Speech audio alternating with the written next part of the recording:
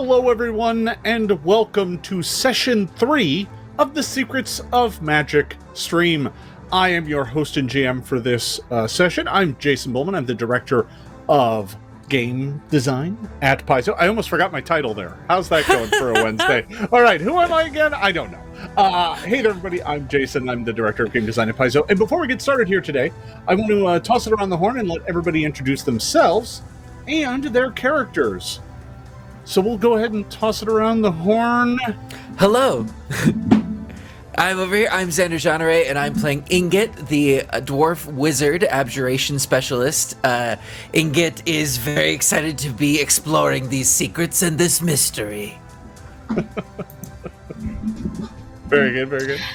Hello, my name is Michelle Wynn-Bradley, and I am playing Hachi. Hachi is a kitsune witch, and my familiar, the little dragon on top of my shoulder, his name is Bug, and he looks so cute, but he is full of demonic power and sort of like you can kind of like sense an evil about him that we don't really ever address. It just sort of exists and loves to eat a good fish, and I think that's been established pretty well in.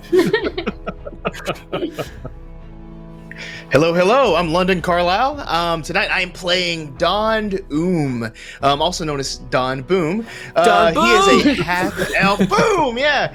He's a half-elf Magus, and he's ready to do some battling and find out the secrets of this magic. Hello, and my name is Bonnie Gordon. I am playing Fairel, a halfling summoner, as well. You can always see my fame by my side, and we're ready to break some more vases. Ooh. Yeah. Well, that is our cast, and before we get too far into this here, I think, I want to remind everybody that, this stream, this is a 10-part stream. We're enjoying telling this story and previewing bits of the upcoming Secrets of Magic. Ooh, it's so nice. I keep forgetting. I should show this off as often as possible. Yeah. No one else has to. People at home really want me to just flip to random pages and just show stuff, but I'm not going to do too much. Screenshot, quick! Scandalous, I know. All right. So, when we last left our intrepid band of adventurers, 4 enigmas were sent from the College of Mystery in Absalom to a tiny town in eastern Thuvia, a small community on the border between Thuvia and Osirian, by the name of Zaltir. This tiny, tiny town is entirely unremarkable, so unremarkable that it isn't even on most maps. But there are rumors coming out of this town, rumors that everyone in town has developed latent magical abilities, quite suddenly, all at once.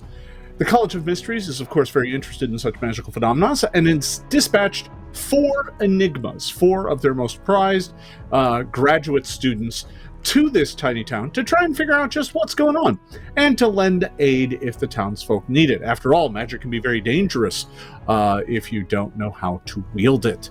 The group traveled there, and after dealing with some scorpions and arriving in town, they set up shop in the Drowsy Camel, a small local establishment run by Nerissa, a local who inherited the place from her parents many years ago. The inn was being staffed by a bunch of animated objects, and everything seemed to be going quite well that evening until Nerissa took a hoof to the head from a stone camel table that was struggling with a table, struggling getting out from behind a chair, knocking her out and causing all of the animated objects to run amok.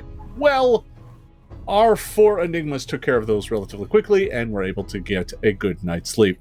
And earn Nerissa's thanks. The next day, everybody kind of got up and got themselves put together and were ready to kind of start exploring the town, but quickly came to realize that directly outside there was some sort of commotion.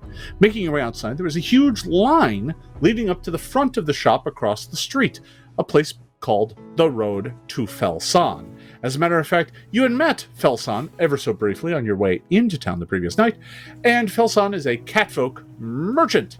And you got in line after attempting to kind of sneak in and being rebuffed by his rather large, beefy bodyguards. And eventually you made your way inside, and boy, it just seemed like the entire shop was filled with deals that were too good to be true. Vases bedecked with jewels, capes made of dragon hide, a gilded deck of cards. It almost seemed like anything you might want was here, and at a fraction of its normal price. Many of these items were like 10 to 20 times more expensive by your best guesses. Well, everything seemed so good to be true that when one of you dropped one of the things right towards the end of the session, quite intentionally, I believe it was Fairel, threw one of the vases onto the ground. Fairel dropped something. Dropped it by throwing it. Upon throwing it upon the ground, the shimmer happened around it. The magic that was making it look like a priceless object quickly faded away, revealing an old pot with like some like silver leaf on it or silver paint to make it look kind of nice, but it was clear that this magic was making it look much better than it actually was.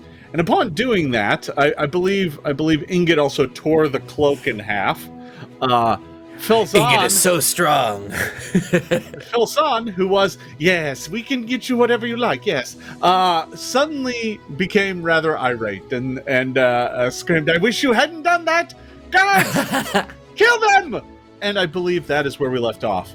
And that is exactly where we are going to pick up. We're going to go back to Felzon's here. Let me make sure all the players are on the same map as everybody else. Here we are. And we are going to go ahead and roll some initiative. So can I get everyone to give me a perception initiative as soon as you are ready?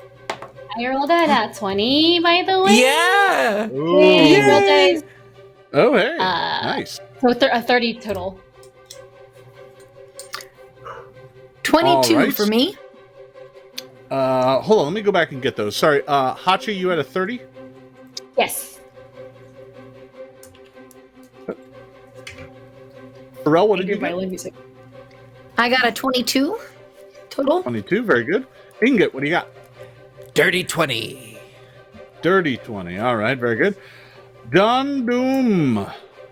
Also a dirty 20. Ooh. All right.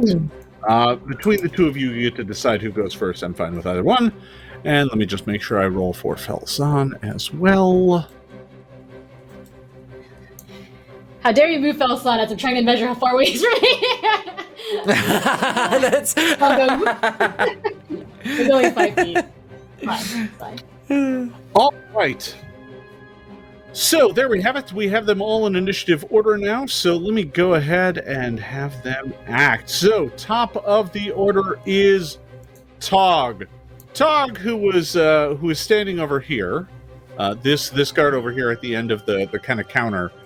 Just kind of was leaning up against the wall with his arms crossed. Didn't have his weapon drawn or anything like that.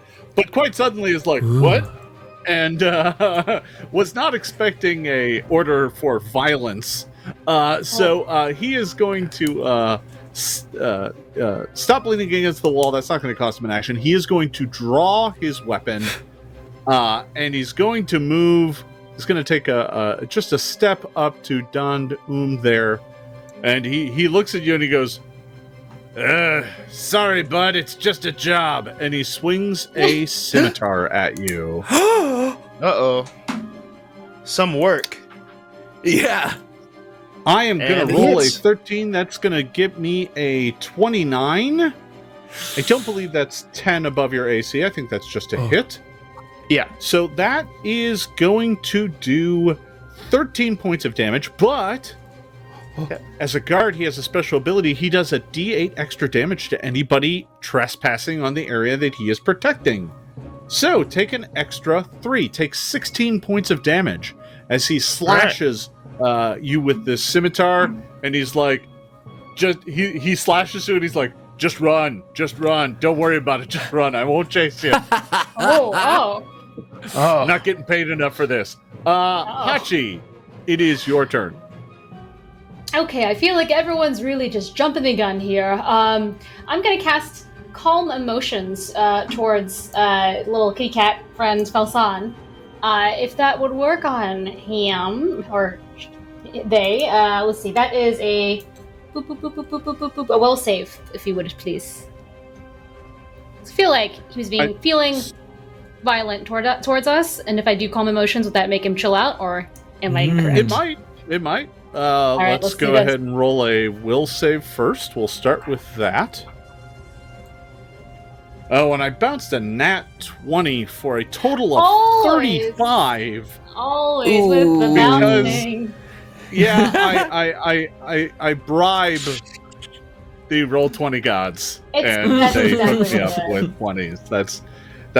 I hit a button that says roll a d20 in all of its sizes.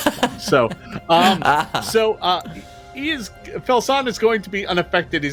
He looks at you and he's like, your magic won't work on me. Okay, well, maybe not this time. How dare you? I'm going to. So with that in mind, I'm gonna move. Let's see, where's 20? I'm gonna move right here.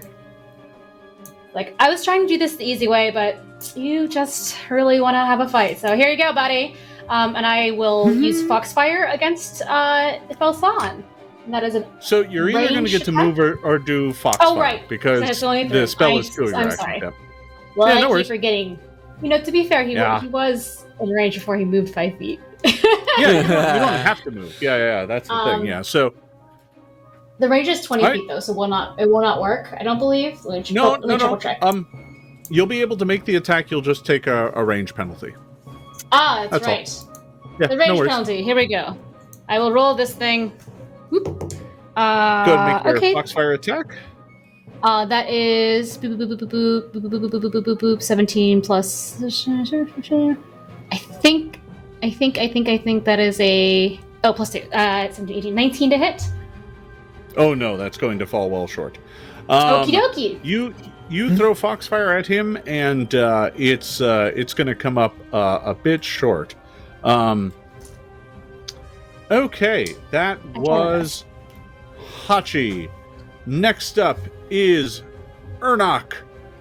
Ernok is the other guard. He's standing over here. He is going to draw his scimitar, and he is going to move over to Fairel, and he is going to swing his scimitar at Fairel. And he kind of looks at Tog as just like, are we doing this? And he's going to go ahead and swing. Armor class 28, that is going to be a 12 plus 16. Yep, I believe that hits me. I'd better say so myself. That's going to do it. Unfortunately. So that's going to do 11 points of damage, but I am going to get that extra d8. That's another 3, so it's a total of 14. Okay. All right. It was but a flesh wound. Indeed. So that is the end of Ernok's turn. Next up is Felsan, actually. And he is going to, let's see, he's going to push through this door. So he goes in the back room, he closes the door. And basically, you don't know where he is now. So I'm just going to remove him from the map. I know where he is.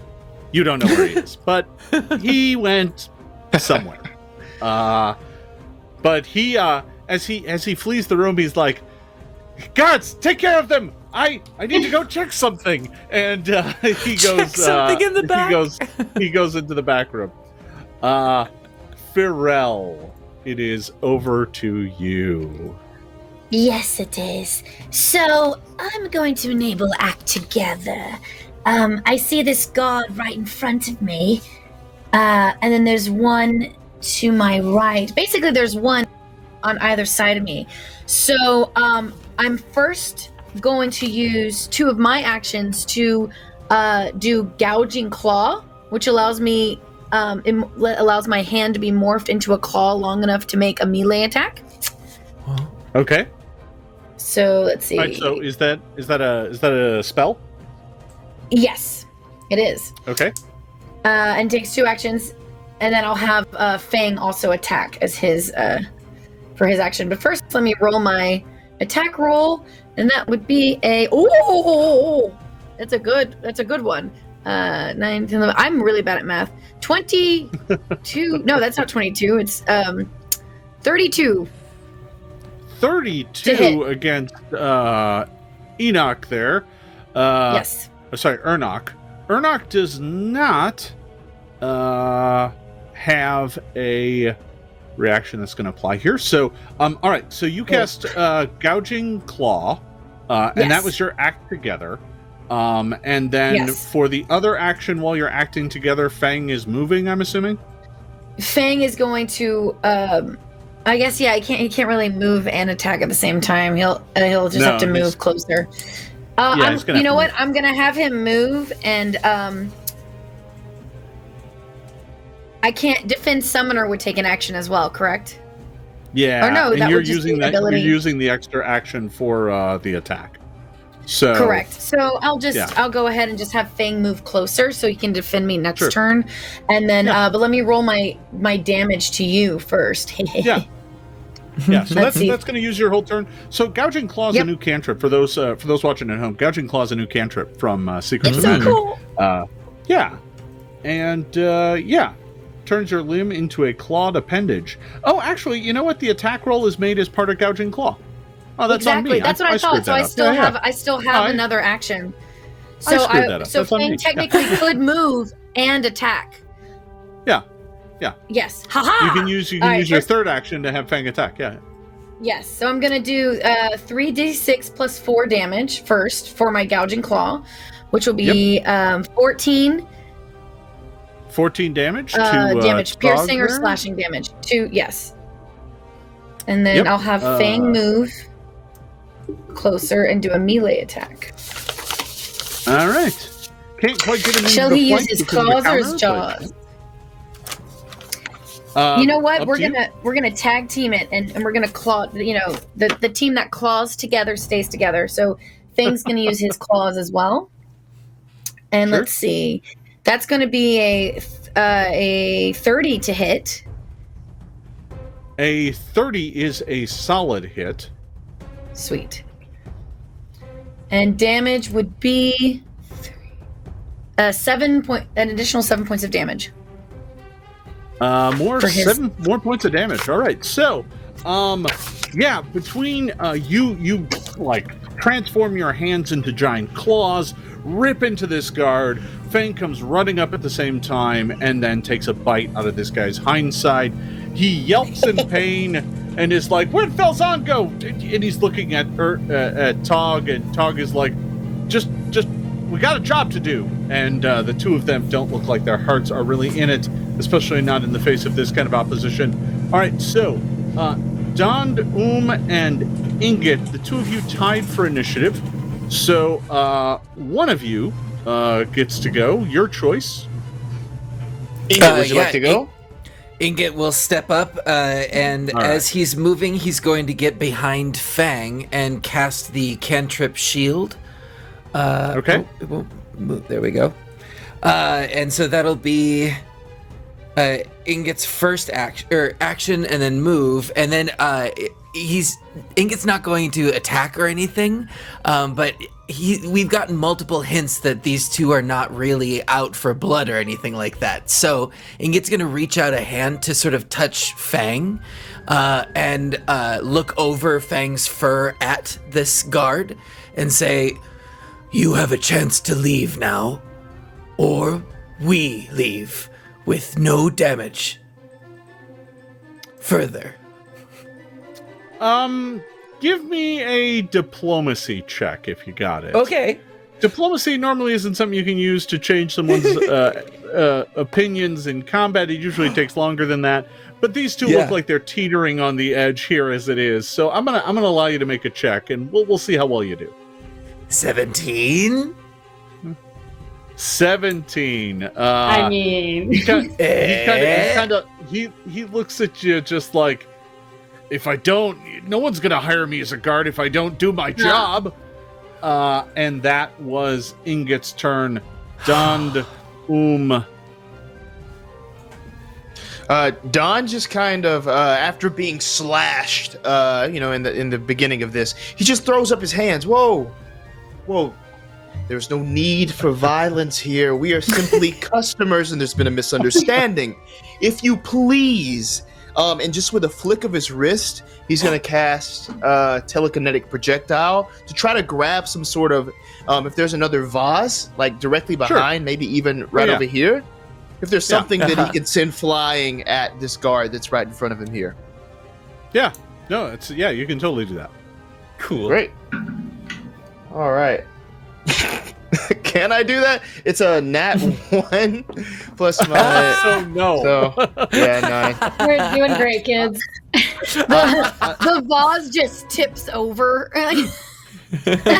Doesn't break. You fling the vase at him, but it misses him and nearly hits you. You kind of throw it at him from behind, and it soars right over his head and smashes on the shelf right next to you, and he's like, what the hell's going on here? Hey, it's your items. I don't ask me. They're just flying off the shelves here, which is usually a good problem, but in this case, I'm not so sure. Don, now, he's just kind of, let me see. He's just kind of shuffling his feet. Yeah? Yeah? You haven't drawn a weapon yet, so yeah. Right. Yeah.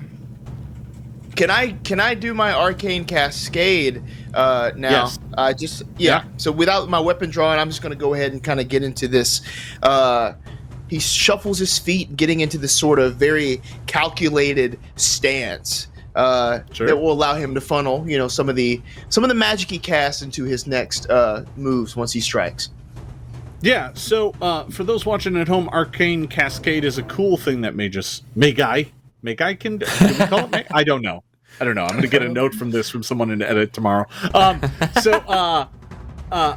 Magus characters can siphon off a part of a spell that they just cast for an action to have that energy dance around them, putting them in a stance. It allows them to do a little extra damage. And in this case, I believe it's a little extra, just bludgeoning damage. I think it's of the same type, although it might get converted to force. Forget arcane cascade. I think it turns into force. Oh no, of the same type it could deal. So in this case, bludgeoning. So yeah, all right. So that's what arcane cascade does. You are now in that stance, and that is the end of Don Doom's turn. Next up, we're back to the top of the order. That makes it Tog's turn. These two guards are like, listen, just surrender and this will all be over. We won't hurt you. We'll just he's like, what do we do? I don't know. Tog is going to spend one action just kind of in indecision, literally just looking at the other guard being like, what do we do if they surrender? And he's like, I don't know. Felson didn't leave instructions. He told us to kill him. It's like, man, I'm not really doing that. Okay. So Tog is going to swing at Don Doom anyway, and here it comes with the scimitar. Armor class 33. I rolled a 17. Yikes. That's pretty rough. Oh yeah, that's over. That's crit. Is that a crit? Jeez. Oh. Mm-hmm. On the upside, my damage was not too high. It was only 10, so that's going to up to 20. However, nice. I am going to do the Warden's protection damage, which is going to be another 12. So take 32 points of damage. Whoa. As Tog, you were left off balance from the projectile that went flying at you. And as you turn back around, Tog just catches you right in the neck with the scimitar. And he's like, he actually stops and it's just like, whoa, are you okay? He's like, listen, just give up. Just give up. Just surrender. And that's all he's gonna do. That's it. You know what? He got the crit. He's just gonna be like, no, just surrender. Just Oh, jeez. And Don doesn't respond. He doesn't say anything. He just stays silent. Hachi. Okay, everyone, I'm calling it. This is super dumb. Here. You know what? Let's all. This is ridiculous. I toss one gold each to the guards. It's a special attack. A Greed. special attack for it's ranged, giving notice that we were leaving attack. And then I start to leave. I try to get Don over my shoulder and try to get him out. That's what I'm doing. Okay, so you move over to try and pull Don Doom away. You're throwing money on the floor. Sure. To get the two of them. Yeah, there's money in the ground now. All right.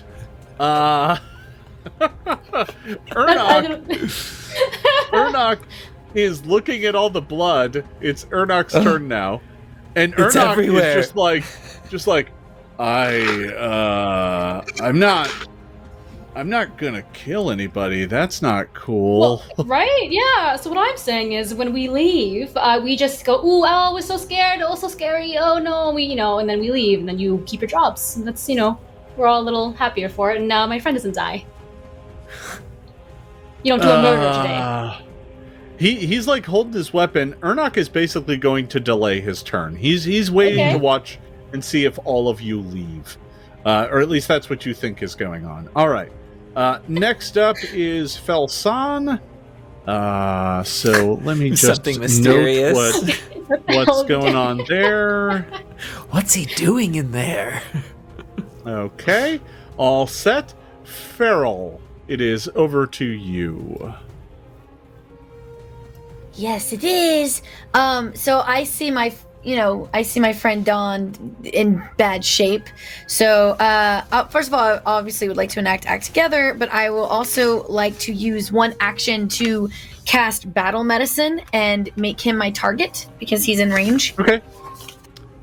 Yeah. So you can just use Battle Medicine. That's a skill use. So go ahead and make me a medicine check. Woohoo! I should note that the shelving that's between the two of you is only like waist height.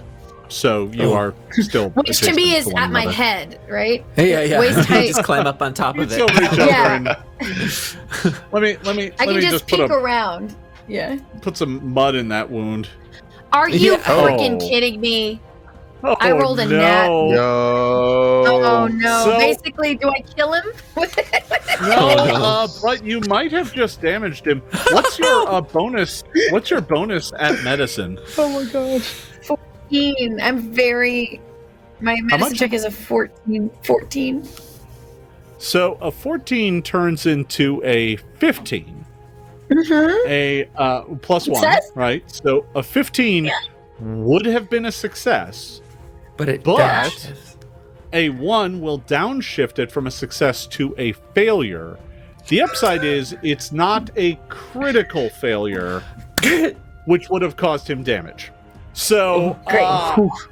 yeah, you're going to get off scot-free on that one, but you did not help him, that is for sure. You're trying.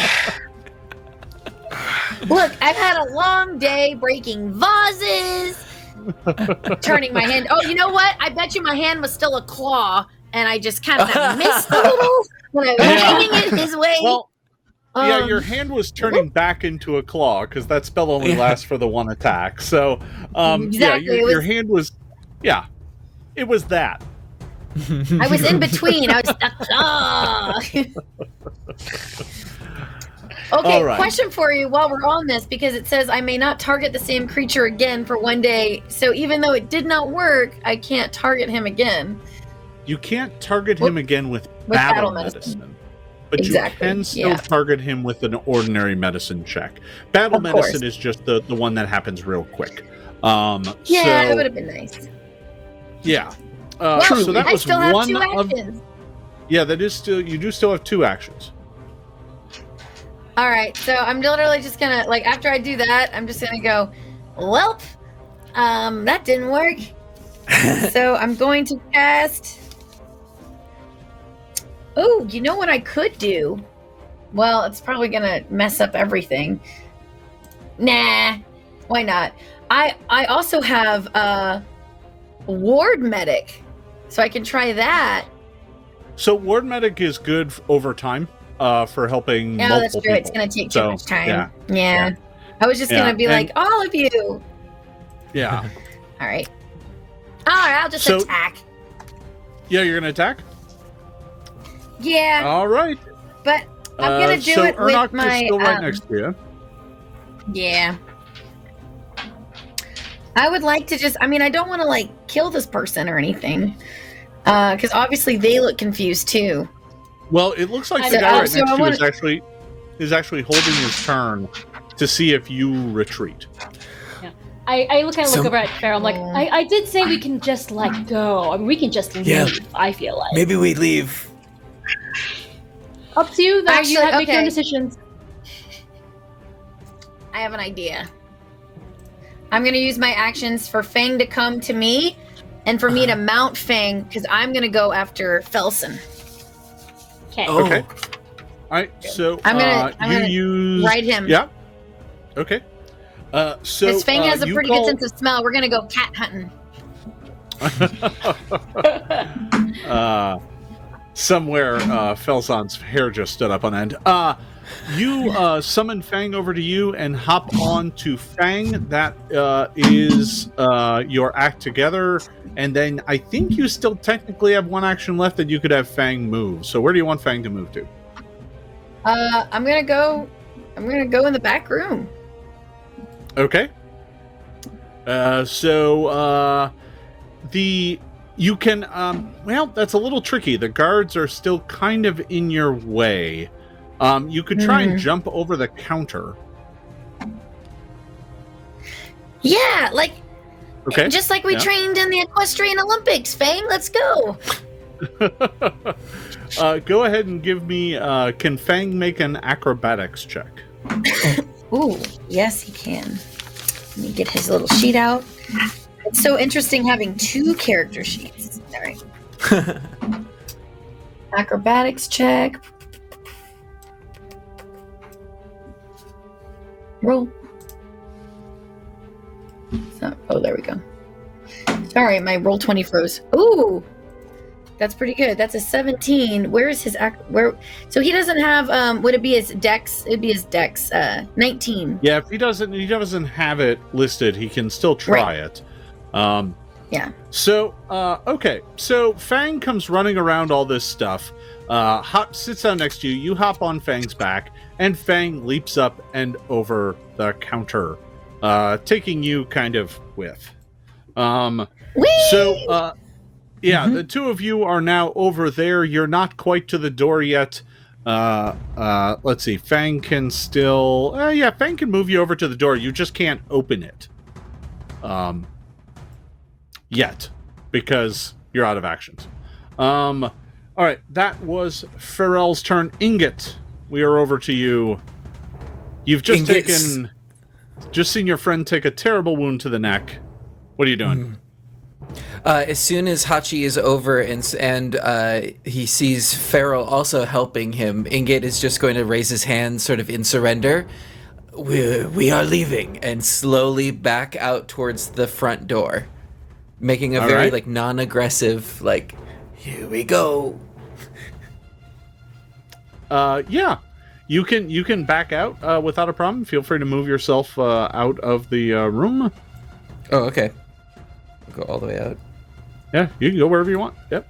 None of the guards are But I'm facing still you or keeping anything. an eye on everything that's happening. Sure. All right. Is that all you want to do, or did you want to cast a spell? Well, I think that's all that, I didn't know that if you Ingot wanted to wants to do keep- for now. All right. No problem. We are over to Dond What do you got for me, Dond? I don't have time for this rabble.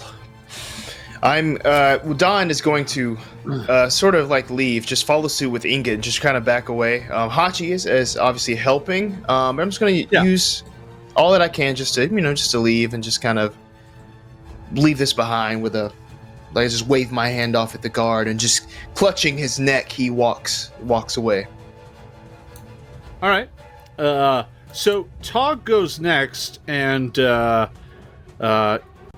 I think you can actually probably move all the way out if you wanted to, by the way. You get all three actions. Okay. So, I mean, if you wanted to move outside, you certainly could. Tog just kind of watches you go, and he's now eyeing up Hachi, and he looks over to Ernok, and he's like, should we let her chase the boss? And Ernok's like, he didn't tell us not to. And the two of them are like, they look real confused now that Felson is left. It doesn't look like these two are actually very accomplished bodyguards. And now that you get kind of a closer look at them, they look like they're probably mostly like farmers or goat herds or something. And very cool looking farmers, really though. Cool. They are very well dressed. Yeah. Look at them go. It's almost like they're dancing. All right. But Tog's just going to stand there. Hachi, it is over to you. Okay, I want you both to know you both did a great job. I think you'll get hired again. You could go back to farming, whatever you want to do. It's like the world is your oyster. You know what they say. I'm just gonna skedat. Don't worry about my little friends. She's fine. Just supposed to have a chat with that cat. I'm gonna go. As I leave, I'll use 2 actions to leave, but on the way out, I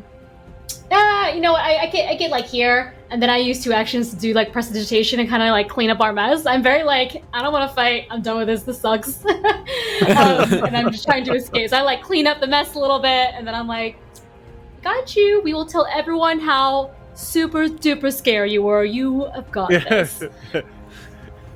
This town's Yelp review of the guards is like, 4 stars. Did a good job. Cut my friend's neck wide open. But ultimately let us go. It was nice. Yeah, good service. Incredibly thorough. Yeah. All right. I don't think Dond is very impressed. All right. That's it for Hachi. Ernok is going to continue to hold his action as well. We get to Felzan, and I know what's happening there. All right. Fairel, you're the only one left in the building. What you do decides where we go from here. So what are you doing?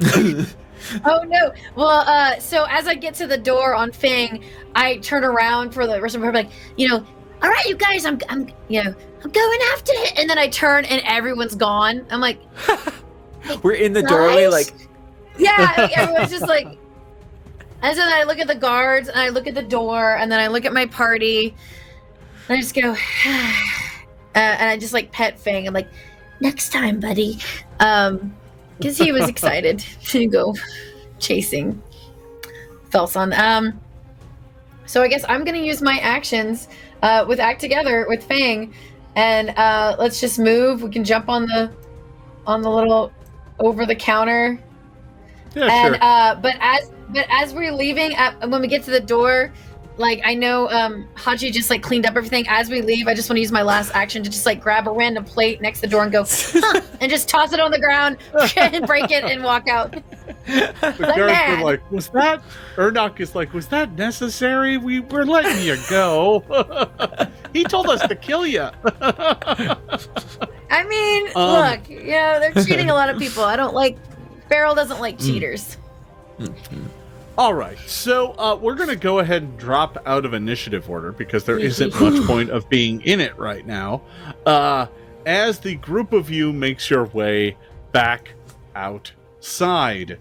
So, yeah, the group of you leaves Felzan's, and you find yourself back out in the courtyard. Rostavan is still sitting out at the well playing his pan flute. Vintarius is actually left. Let me go ahead. Map. He is no longer there. Only Rostavan is there playing quietly in the late afternoon heat. It is it's rather warm out. It's the mid-afternoon. Most folks, you quickly come to realize in the late afternoons, just go home and go inside where it is cooler, and don't sit out in this scorching desert sun because it is really warm here. So but Rostavan is still hanging out, playing his it's not a pan flute, it's a double flute. And he's playing that. It's like 2 flute pipes, and you hold both sides and play them all blowing in the middle. Yeah. So he's just quietly playing that in the warm desert afternoon sun, and he's kind of leaning up against the fountain there. I know it looks like a well, but he's leaning up against it, sitting in the shade of it, playing his flute. So who's the what most injured? do you do? Well, first off, I'd like to take care of my teammate's gaping neck. And who else got hurt a bit? I know Fang and I took 14 points of damage. Did anyone else take a big hit that needs some help? Not for this one. Okay, so I'm gonna go ahead and cast. We want to get away from sort of the scene of the crime, so Ingot will usher us sort of like around the building into it. Sure. Yeah, secure I feel like area. if we go and sit by by Rustavon and like enjoy. Yeah, if we go sit by the fountain, enjoy some nice music for like 10 minutes while I patch everybody up. That should be nice, right? You guys want some? It's like elevator music while you're in the elevator, but now it's like hospital music while I'm patching you up. So I would like to treat wounds. So, and this time I can do ward medic because I'll just spend 10 minutes patching up 2 creatures at one time, and it'll be myself and D-Doom. sure. You might. Or Boom. So I think you used battle medicine on Don Doom, and that does make him immune to medicine for 1 hour.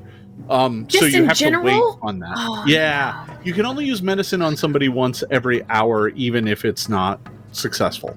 Got it. I thought it was just battle medicine. I couldn't target him next. Okay. No, battle medicine is just once per day, if I recall correctly. Well, Could I use my healer's gloves on him? Is that the same thing as medicine? Because this is just a restoration, positive healing effect. That's what it says. Is that a heal spell?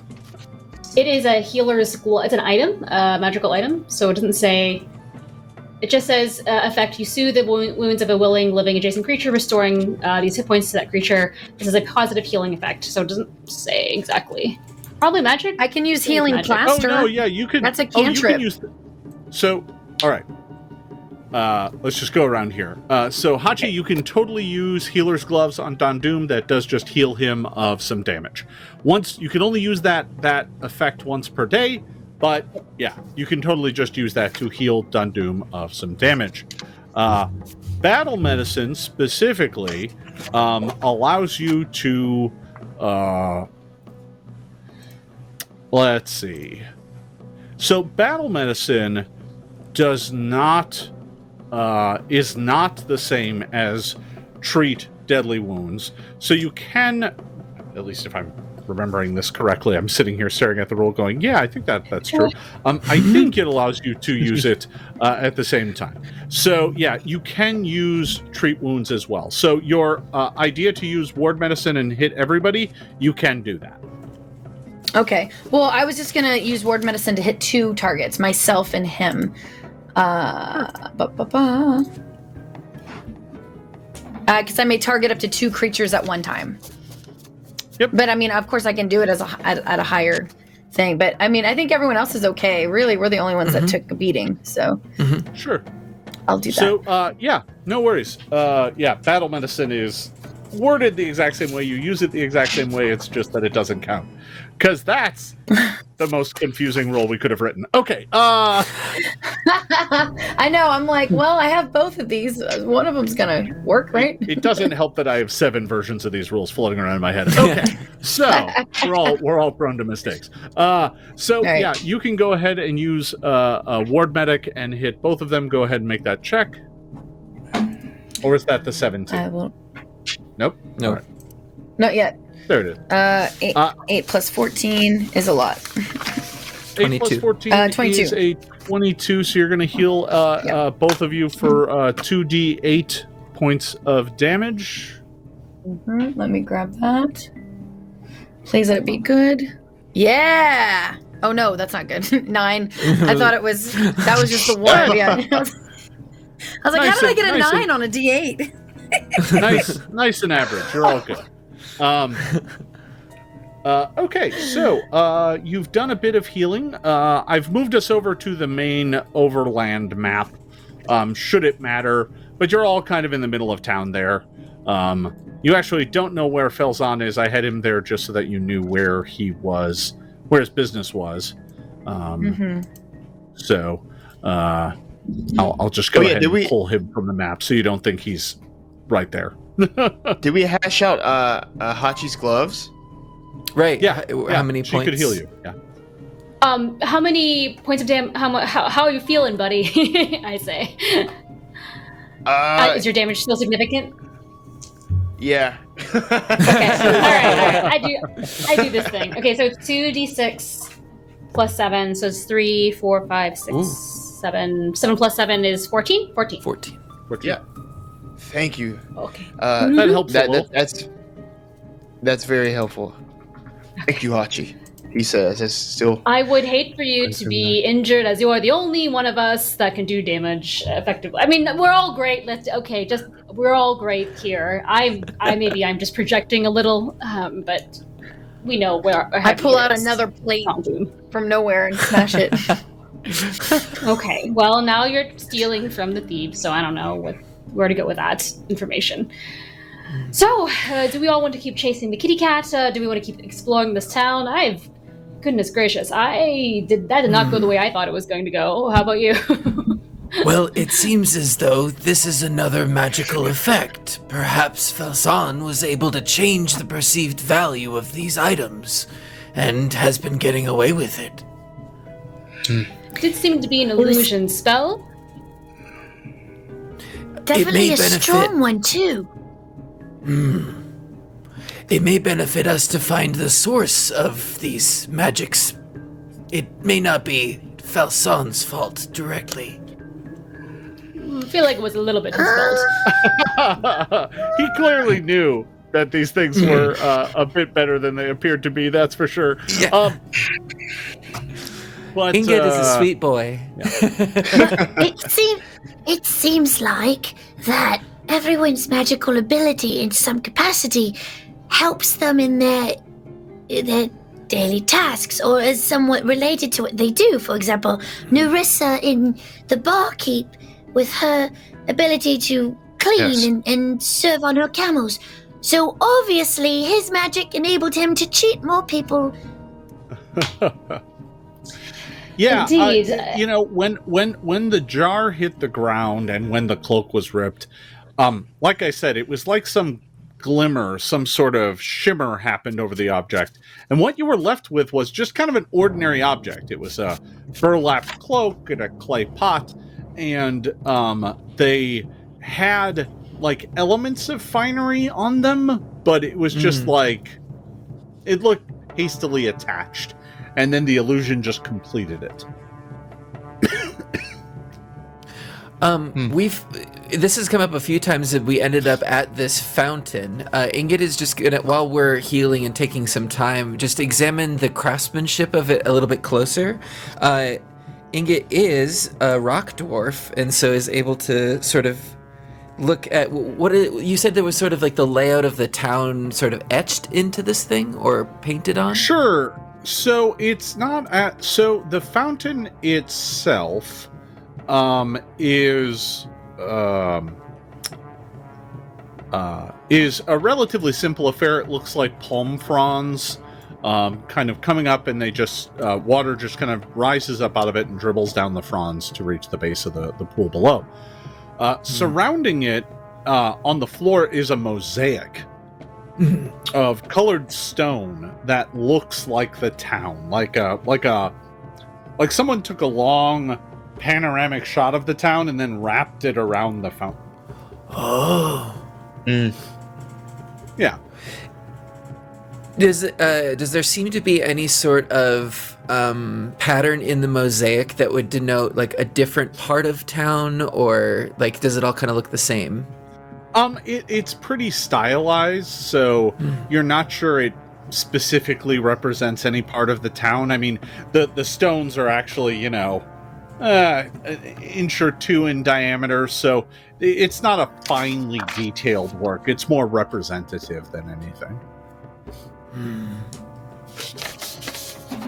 But as you're sitting there, Rastavan is still there playing his tune.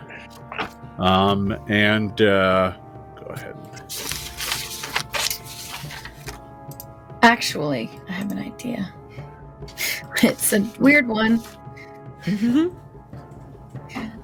You say, so is this a fountain or a well? It's a fountain. I used a well on the map accidentally because I didn't have a fountain token. That's okay. How deep? So the fountain's not very deep. Wait. So I'm confused. The original, one of the original myths of the town of how they got their powers was that a phoenix bird flew over and the feather fell into the well, into the water supply. Was this what they were talking about? The fountain. Yeah, into the fountain. I think I've been describing that both ways every time. Got it. No worries. There is no well in town. There is just the fountain and the river. Is the fountain deep? Not terribly. It's probably, the basin of the fountain is probably about 2 feet deep. Oh, never mind. My one spell of water breathing to go find a phoenix feather would not really be a smart idea. I love it. It's my 2 feet of swimming, yeah. I was so excited to do it. Water. Yeah. I watch as Fairel is looking at the water very intently, and I go, "Oh, that's right. There was some kind of thing about this fountain. I mean, I can just object read this real quick for us." So I would like to cast object reading on the fountain, first level spell. So I place my little paw on it, and I try to think about an event involving this object within the past. It says the past week. If anything significant has happened. I'm gonna go think of the bird. Okay. But you're like still in the water, so it's. No, I didn't cast water breathing. I wouldn't have wasted it if I could. If a halfling can stand up comfortably in the fountain, there's no need to water. But you still got in the water, I'm saying. Oh yeah. This is probably the most of a bath that Fairel has had in quite a while. Not all of that is medicinal plaster. Yeah. Yep. So this gives you the same information as the psychometry skill unlock. So, let's see. You get some information about the fountain's previous owners and stuff like that. Not that it's had one, so it doesn't quite work like that, but it does give you some information about the fountain itself, and you get an impression of people coming and getting water from the fountain. Like you definitely get some insight about folks using the fountain, coming in and getting drinking water or cooking water from the fountain. And your memory's kind of flashing back on this. And you said it only goes back, what, a week? A week, yes. I guess, it says if I cast this object reading on the same item multiple times, I can try to concentrate on a single event to gain more pieces of information, or to gain a piece of information about another event in a similar time frame, but I think it is a week. Okay. Yeah. So, do you have a praise? Oh, let me double check. I do not have a praise. Ugh. Okay. So you're kind of casting back through this well's history, and it's a jumble, because so many people use it on a daily basis, right? It's not something that's in one person's possession, so you're specifically getting memories of them. You're kind of getting memories of all the people who come and sit on it and use it, and occasionally somebody will come up and kind of offer up their thanks to Gazre before they get water from it, and it's mostly just a jumble of people doing common usage stuff. Your reading of it doesn't give you anything unusual, but the challenge here is that that your reading doesn't go back very far, and the events that happened in the town are now nearly a month ago. Okay, wow. Well, I did my best. This fountain clearly has no clues for us, and we should just give up on it. That's what I'm gonna say. Well, can I just like look around, like as close as possible for any sort of remnants of anything that would look like a feather? Yeah, me too. I'm in the fountain. I just realized it bounced me Yeah. back to a thing that was from first edition. Oops. That's fun. Yeah. All right. Okay. Wow.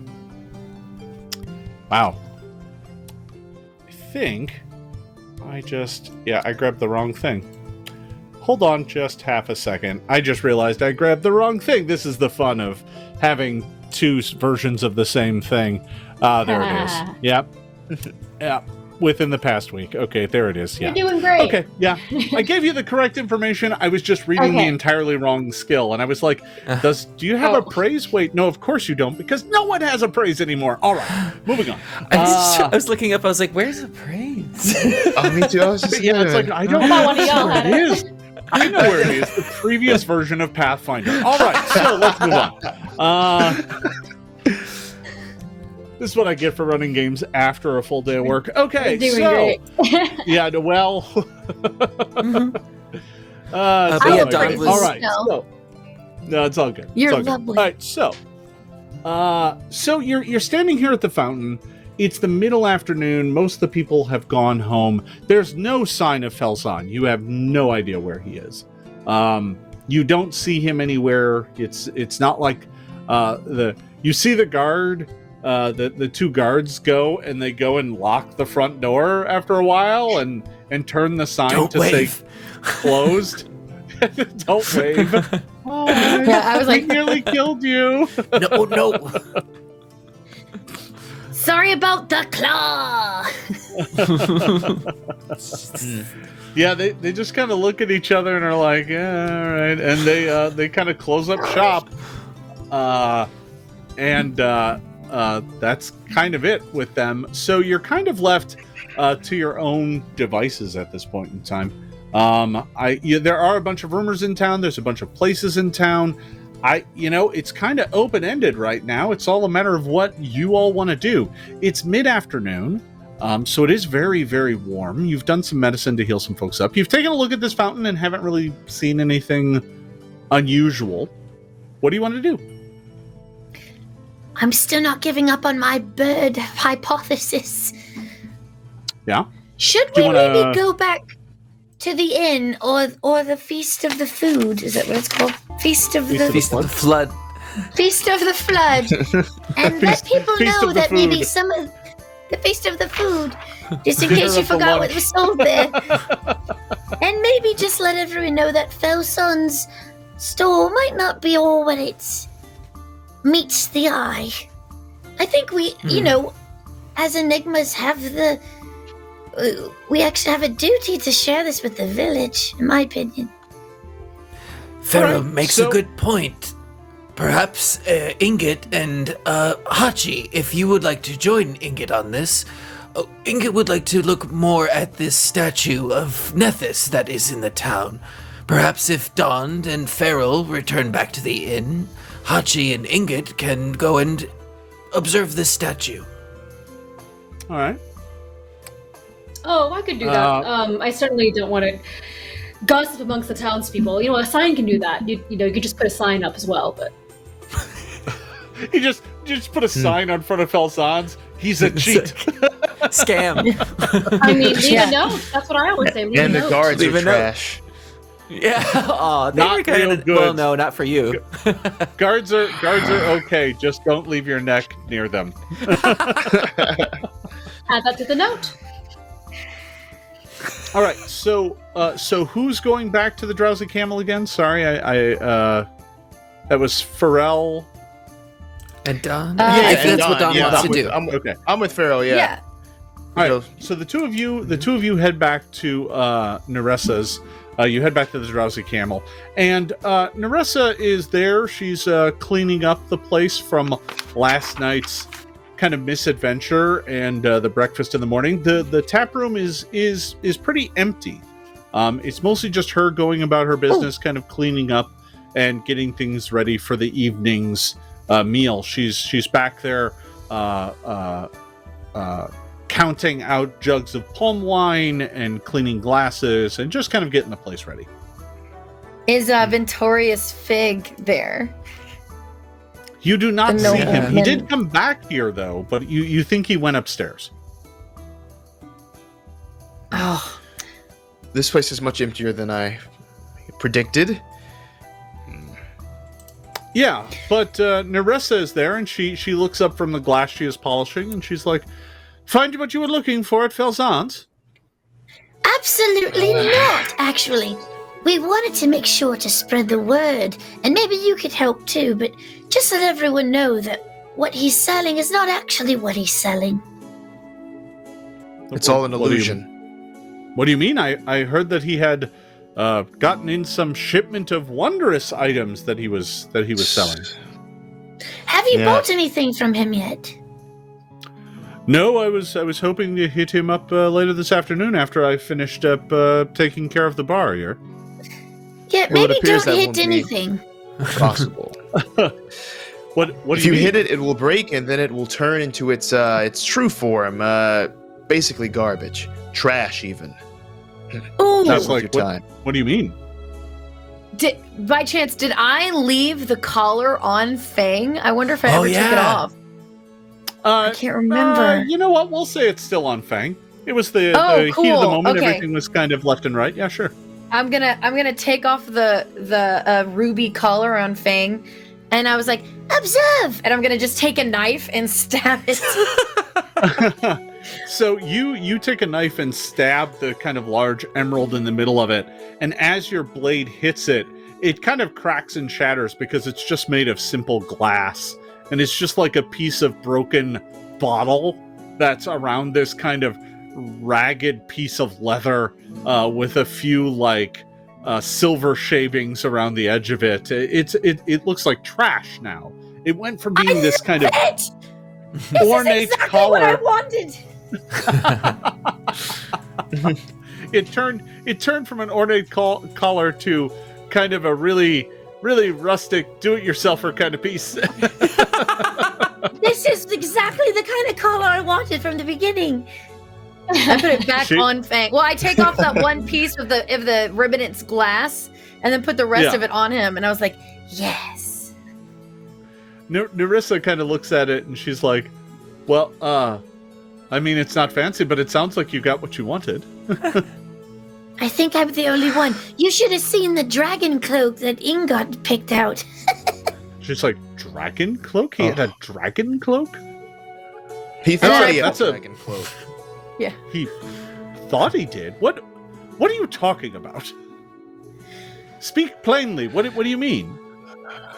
None of what he sells is what he's selling. I saying- just keep looking at Dawn for help. Like, Okay, so listen, the collar. It's not this ornate collar. It is a piece of trash. No offense, Fang, but as you can see, its appearance changed. This is what Felzan is doing. He's selling very cheap, garbagey things as wondrous items. It's not true.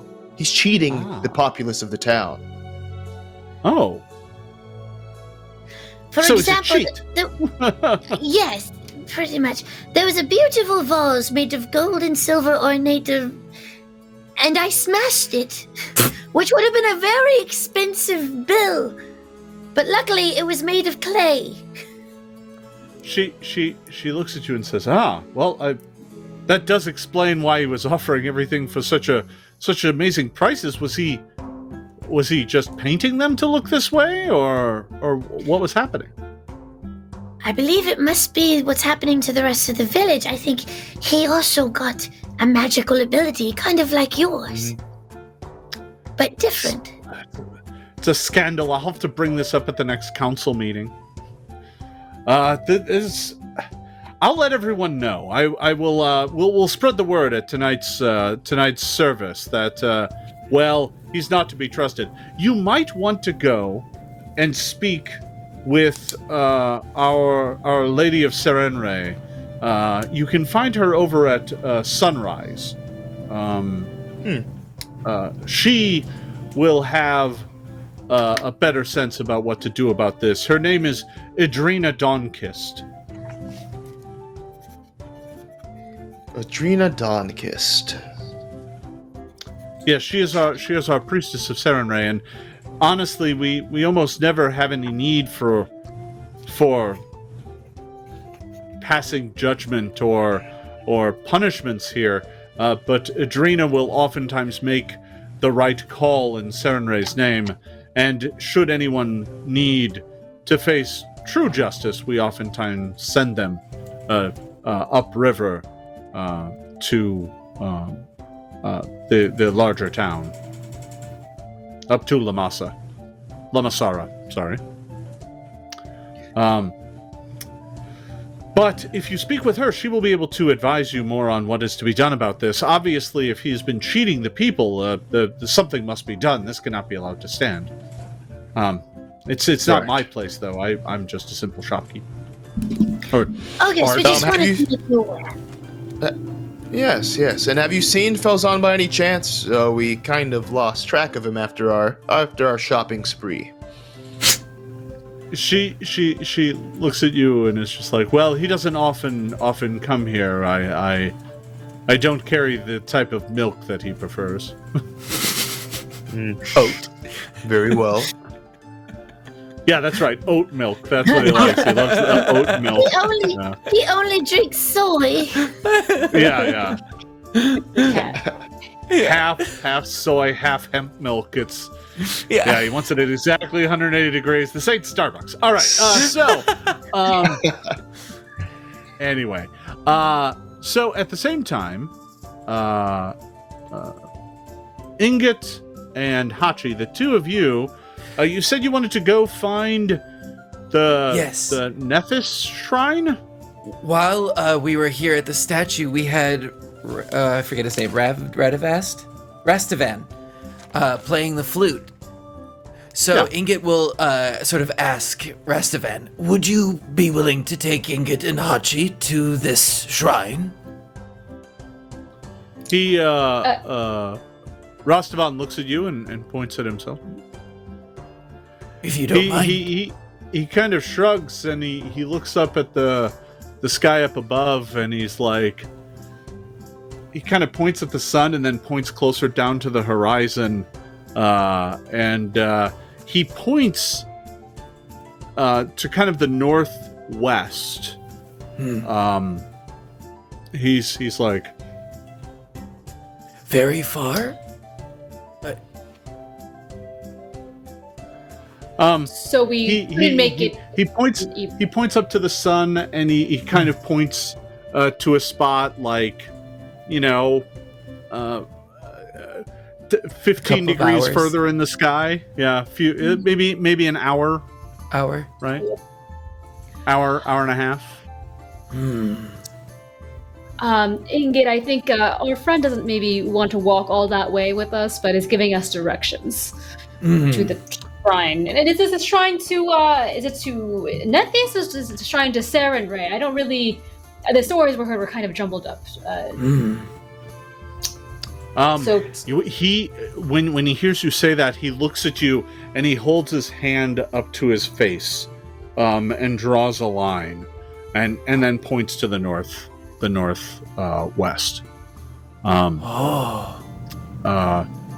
Do either of you have any religion? Yes. I'm trained in religion. Yep. Yeah, go ahead and make it a religion check. This should be really easy. Natural 20! Wow! You 31. totally crushed it. He's definitely referring to Nethys, because Nethys' symbol is a mask that is black on one side and white on the other, to represent his role as both creator and destroyer, in magic, right? In fact, with that role, Ingot, you know a bit about Nethys. Nethys is a neutral god. He's neither good nor evil. He's simply the god of magic, and his role in that is is both one of immense destructive power, but also the ability to create and give birth to new things. So he's a god with a lot of duality in his religion. It is kind of infrequently worshipped by most common folk because magic is such a thing that's kind of beyond them. It's more common than than not, but still, most people worship gods that have a bit more impact on their life and aren't quite as fickle as Nethys. Ingot turns to Hachi as just like a little bit of thought and says, "It is starting to come together. Remember, in classes we would study Nethys. This sounds like very Nethys behavior. What is happening to the town?"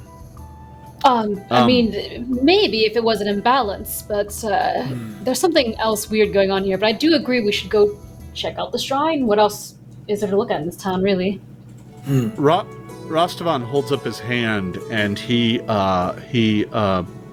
got not a walking stick, but he has a stick that was leaning up against the fountain. It's a bit of reed, and he takes it and he draws a little circle, and he draws kind of a snaking path or maybe a river through it, and he kind of holds up his hands and then to the place around him, and then points at it, and then he kind of goes to the northwest of that spot and draws a little circle, and he does this.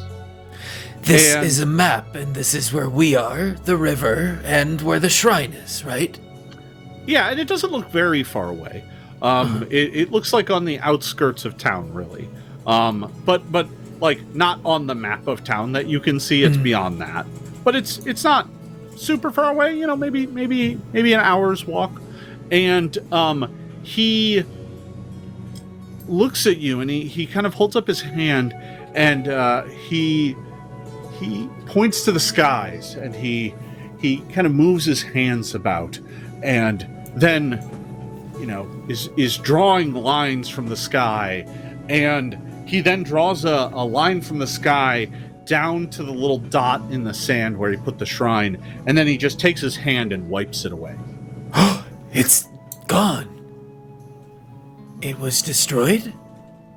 Or it might be gone. Or okay, you don't know. We'll find out. He shrugs. But there was some sort of climate event, or maybe it was magic, and it attacked the temple. Interesting. Or shrine. Yeah, he even points, looking at the town map, he then walks a bit to the north and points at a building that you can see here on the map. It's the one that I'm pinging here on the town map, and he points to that map, or that building, and he draws a line from the sky and points at that building as well. Was it at the same time? And he draws a line and points kind of across the river, kind of vaguely in this direction. Ah. He's pointing in that direction. Yeah. And he's just like. So this air movement or tornado or something touched down on that building and somewhere near the river, and also at the shrine. So maybe we could investigate a closer one. He kind of indecisive. Got he it. shrugs and just points you in that direction and goes back to playing his flutes. Thank you for your help, Rastavan. We shall gather our friends and investigate further. He kind of nods and just looks to all of you and goes back to playing his flute. Well, that was quite fruitful. Perhaps we should to the tavern quickly, and we can investigate together. Hopefully they found something as well. I'm sure they did not. You come walking into the tavern just as You didn't just hear as that. Don Doom and Fairel are continuing their chat with Nerissa, and as you do so, you notice that the small boy Dash, it occurs to me, I'm not sure if you ever got his name. I think you might have. The small boy who was helping and serving good old where's his name? Ventarius. Ventarius, yeah, there it is. The young boy who was helping Ventarius comes running from downstairs with a pitcher, and he comes running up to Nerissa, and he's like, "Lord Ventarius would like more wine." And she just kind of rolls her eyes and exchanges his pitcher for another one. And after the boy goes running off, she kind of looks to the assembled group of you, and she's like, "That's his third pitcher today." Oh. Third Hitting the time's the juice hard. charm. Well, That's impressive. Someone should go to therapy. She looks everyone at you should, with a bit of a wry smile, and he's like, "That one could use therapy for a good many things." Well, I was just about to set out some afternoon breads and some figs. If you'd like, feel free to have some. I'm expecting the first folks to begin showing up here in a few hours for the evening's repast. And she goes back to her business. oh, thanks. Thank you so much, Nerissa. I stick my head through that hole that connected to the restaurant. I'm like, fish, the usual, please.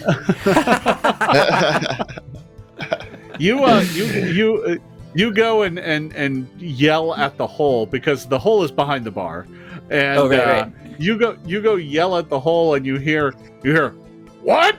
And then the little flap opens up, and the dwarf is like, "Who wants fish? It's not time yet. I'm still roasting them." I'm the only What do you want? I'm the only wolf person, and you have just give me some fish when you have time. My demon needs it too. It's not just me. He's My like, voice, he's like, everything changed when I talk about fish. and you see him kind of duck down and then pop back up, and he literally just hucks a raw fish at you. Catch it. Eat it. Catch it! I hinge my jaw and catch it in my mouth.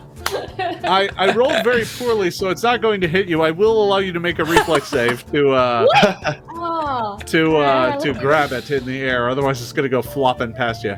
you know, this is why I'm playing Pathfinder. Reflex. Dirty 20. Nice. Yeah, that's good enough. I rolled very poorly. So If not, I was yeah. gonna have Fang try and catch it. Oh yeah. Oh, Yeah. it's going to be a tug of war for that raw fish.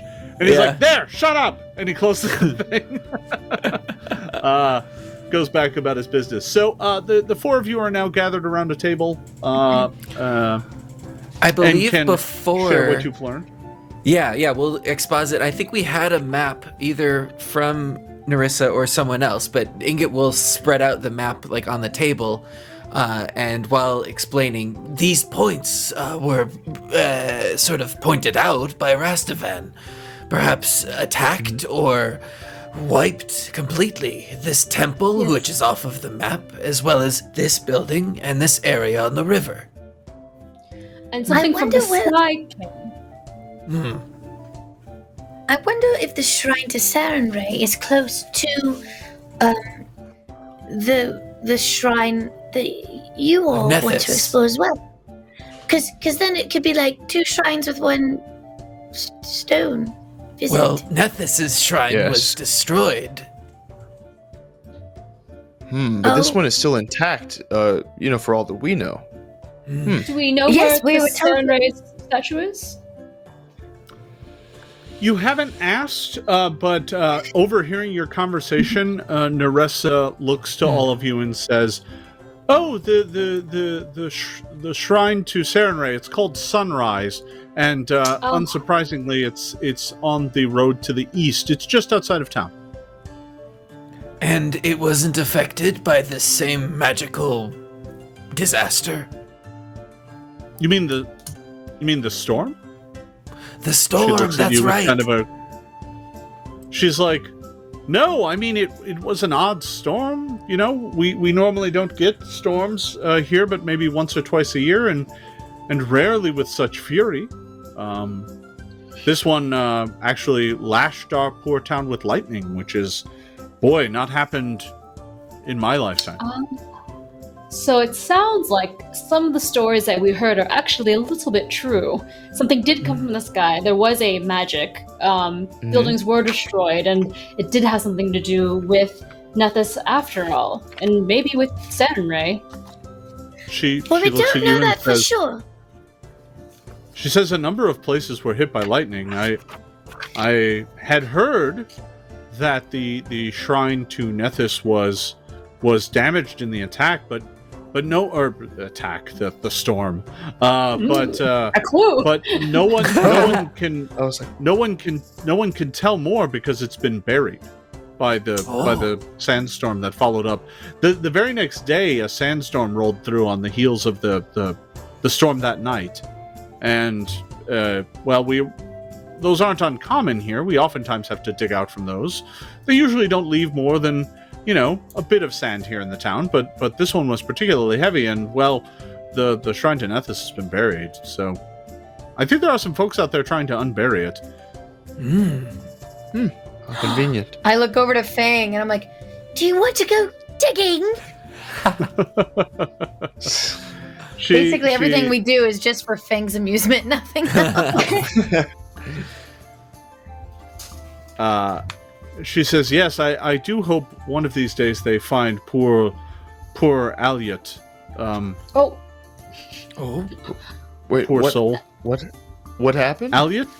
Aliot was the priest of Nethys. There's only ever been one. He inherited it from the previous priest about a year ago. He was relatively new on the job.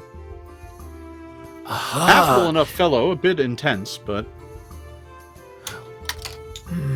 And do they think that he might be buried inside the temple? No one's sure. We haven't heard from him in a month, so if he still lives, he is lost in the desert, perhaps? No one knows. Everyone kind of assumes that he was just buried after the lightning struck the temple and the sandstorm came in. He might have been wounded and then buried in the sandstorm. They're trying to dig it out, but it's been a month. Most of us aren't holding up much hope. A month, which is sort of when everyone started getting their powers. Is that correct? It was after this storm. It was after that. Oh. Yeah. I mean, yeah, I suppose, yes. I mean, yeah, don't get me wrong, there's plenty of folks who think that the two are related. I personally think, I heard tale that a phoenix caused the storm, and the storm was its death cry, and that its ashes fell upon the town. That's what I heard. This means that a phoenix was slain, or had just died? She says, I don't know of such things. I can barely keep an animate camel table from nearly ending my life. I don't know much about those sorts of things. She's sitting there just polishing glasses, by the way, she's talking to you. So just remind me, the timing of this, would it seem like it would be okay to turn in for the night and continue out like maybe the next day? Or is this still like plenty of day left to maybe go out and do stuff? It's starting to get a little later in the day. It depended on what you wanted to do. If you wanted to go out to the old Nethys shrine, that's probably best for tomorrow. Just because you don't know how far it is, and if you end up out in the desert at night, it's real easy to kind of get lost. Or at least you think. There's no markers. It's all just shifting dunes. So and then there's also there's also the meeting tonight that we should probably stay council? for, so we can tell everybody that Falson's a cheat and a sly little kitty. Nerissa's like, well, you're free to tell the folks here in the bar. The council only meets once per week. That's not. So that won't be for a few days. Oh, I thought it was like food tonight. service is what you meant? She said, by service I meant here in the bar. Understood. I thought you were all having a celebration of some kind. Or... No, I perform I perform Caden's holy service every night here in the bar. It's called offering up drinks. Hey, to each his own. Yes, but so basically, as far as timing goes, if you wanted to go somewhere in town tonight, you could probably still do that. Like if you wanted to go to a different business, or you wanted to go check out the temple to Serenre, because it's literally right on the outskirts of town. You probably have enough time to do that. But going to any place significantly outside of town is probably not going to work. I think we should probably go to the shrine, the Sunrise Shrine, and speak to the priestess and let her know that justice must be served. And also, we are on the case.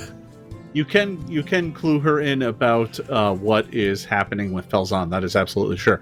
Okay, so the group of you kind of get up, and Nerissa thanks you for your patronage once again, and you make your way outside. So, you were told that the sunrise is, if you're looking at the map, it's going to be off this way. Just off the map. As a matter of fact, you can kind of see it as you kind of make your way towards the bridge, heading over that way.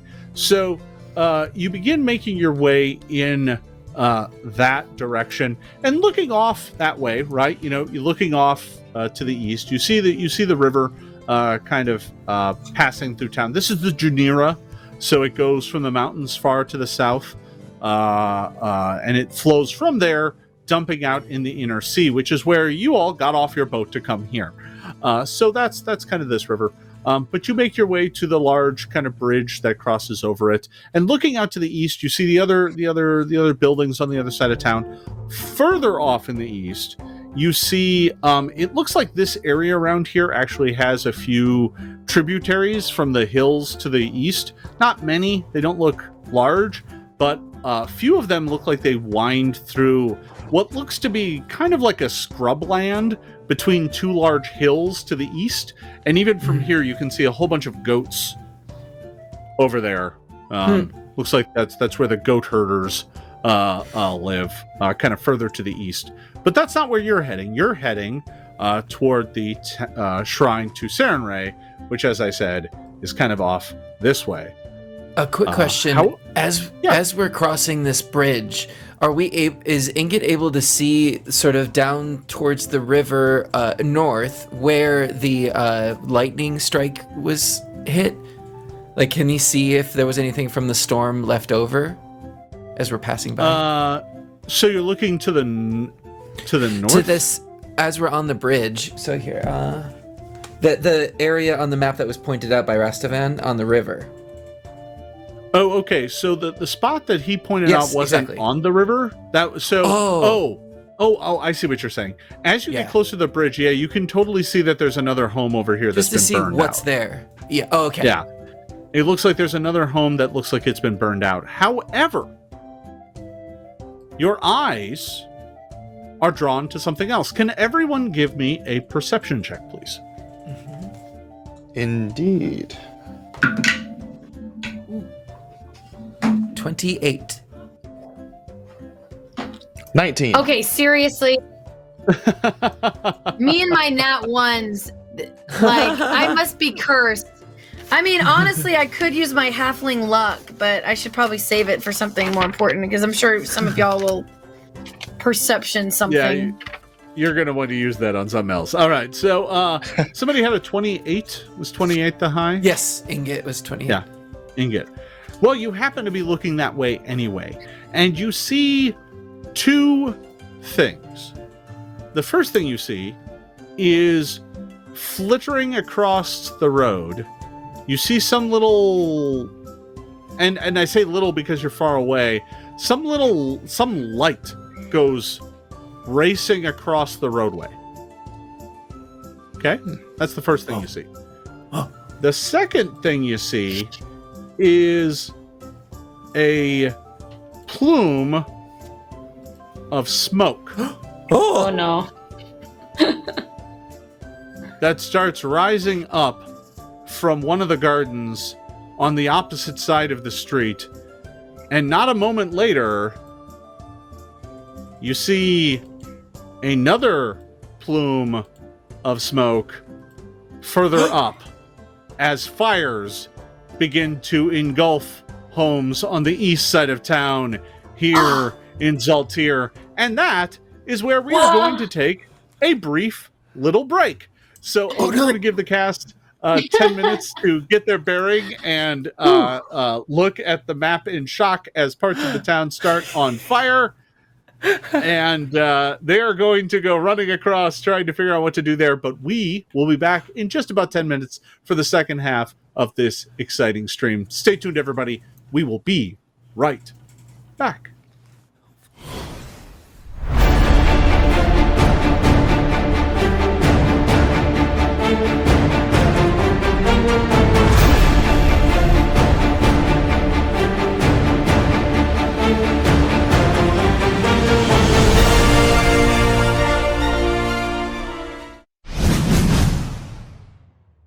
Your summer of gaming continues with Paizo's latest releases, available at Paizo.com and your favorite local game store.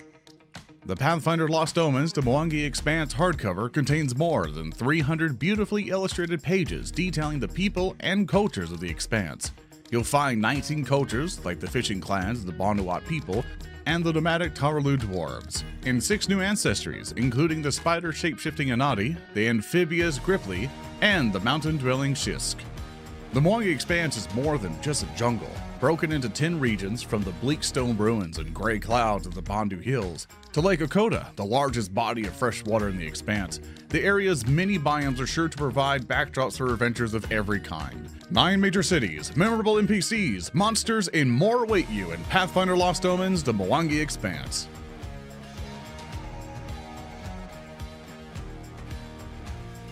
All 3 volumes of the Fist of the Ruby Phoenix adventure path are here. The adventure begins when the sorcerer Hao Jin invites your group of adventurers to an uninhabited island to compete in the preliminary qualifier of our global fighting tournament. 32 teams of warriors must complete challenges, withstand the elements, and face off against one another in deadly combat to win entry to the main tournament. Malevolence is a horror-themed adventure for 3rd level characters written by James Jacobs, featuring sinister new monsters, mysterious magical items, and spells to discover, and a fully detailed haunted house for players to explore, exercise, and endure. And don't forget to pick up Pathfinder Flipmat Malevolence along with the adventure. One side depicts the ground floor of a haunted mansion, and the other side shows the house's spooky upper floor. The Fly Free or Die adventure path concludes with The Gilded Cage. It's finally payback time for the crew of the Oliphant, but can their plans hold long enough to lure their enemy out into the open?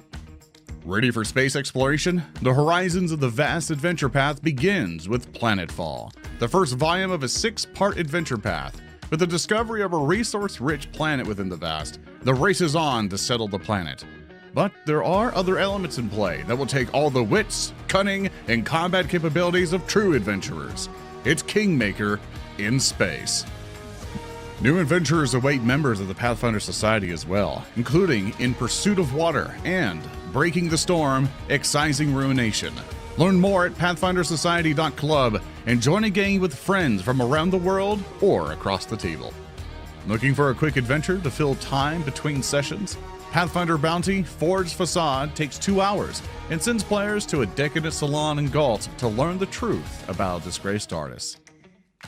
Further your Starfinder Society agent story in 2 new adventures. Delve into the Year of the Data Scourge with settling accounts and Battle for the Beacon. Learn more by visiting StarfinderSociety.club.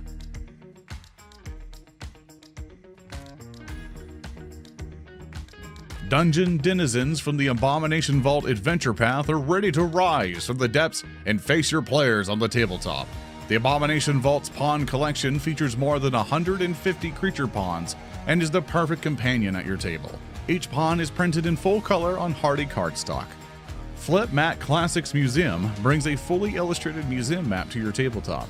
This 24 by 30 inch mat has a special coating that allows for easy removal of wet, dry, and permanent markers. Docking sequence activated. Starfinder Flip Tile Space Station Docking Bay expansion provides 24 beautifully illustrated 6-inch by 6-inch map tiles that can be used to enhance your station with landing pads, catwalks, a refueling station, and an expansive open docking bay to explore. Find your path of friendship and adventure with these new releases and more at Paizo.com and your favorite local game store.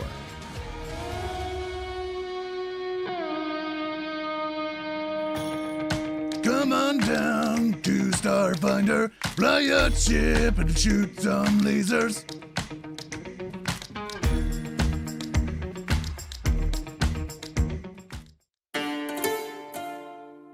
The games we play are the stories we create. The fortress doors swing open, Every story is unique. and the sound of war drums rises. Sometimes our stories come to us when we least expect them.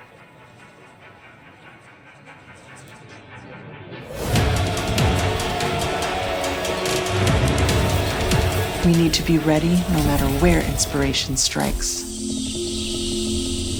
And sometimes our stories are told over great distances. No matter where your journey leads you or how your story is told. The games we play are the stories we create. Sirenscape can help make yours epic. Sirenscape is searchable, fast, and customizable from any device with no need to pre-install any sound. Adding epic atmosphere to your game has never been easier. The Ruby Phoenix Tournament, the world's greatest martial arts contest, held in honor of the legendary sorcerer Hao Jin, the Ruby Phoenix. The final team standing in this once-per-decade contest wins a grand prize, their choice of a single item from Hao Jin's magnificent vault of treasures. This year, Hao Jin herself will preside as the grand judge. But to receive the honor of just even meeting the Ruby Phoenix, the contestants must first prove their mettle and strength in the untamed jungles of Danger Island. Only the 8 greatest teams will proceed to the metropolis of Goka to compete for the title of Ruby Phoenix Champions. During a year that promises to be unlike any other, countless untold mysteries await the challengers. Will it be mysterious scoundrels like the Lightkeepers? Brave friends such as Tino's Toughest? Or will it be your team of adventuring heroes to claim the Sorcerer's Prize? Let the games begin with the Fists of the Ruby Phoenix Adventure Path.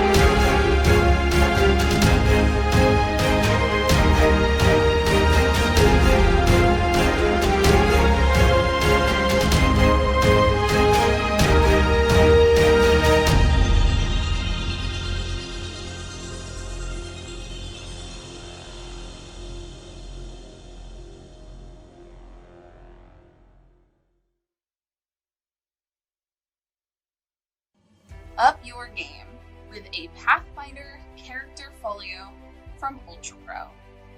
Each character folio features a full art cover, 12 single pocket pages for character sheets and maps, with dry erase capability. Also, internal front and back pockets for excess notes. Find character folios at your local game store or shop.ultrapro.com.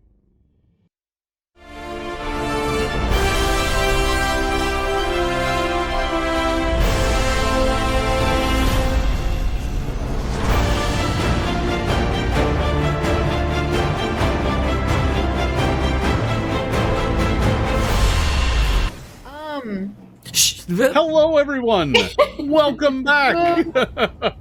You caught us all joking and laughing here on our own private channel, laughing about the ridiculousness of the situation as this hot desert town starts on fire. So, the group of you, just so that we're kind of aware of where everybody is, I'm going to go ahead and let me just grab all of your tokens. And you're kind of over here. So you're near the bridge. Our heroes were going out to our heroic investigators were heading out to Sunrise, the temple to Serenray, hoping to go chat with the high priestess. However, along the way, Ingot spotted a weird flicker of light making its way across the street up ahead of you, kind of up over here. And not moments after that, a thick plume of smoke rose up out of one of the gardens of one of the nearby buildings.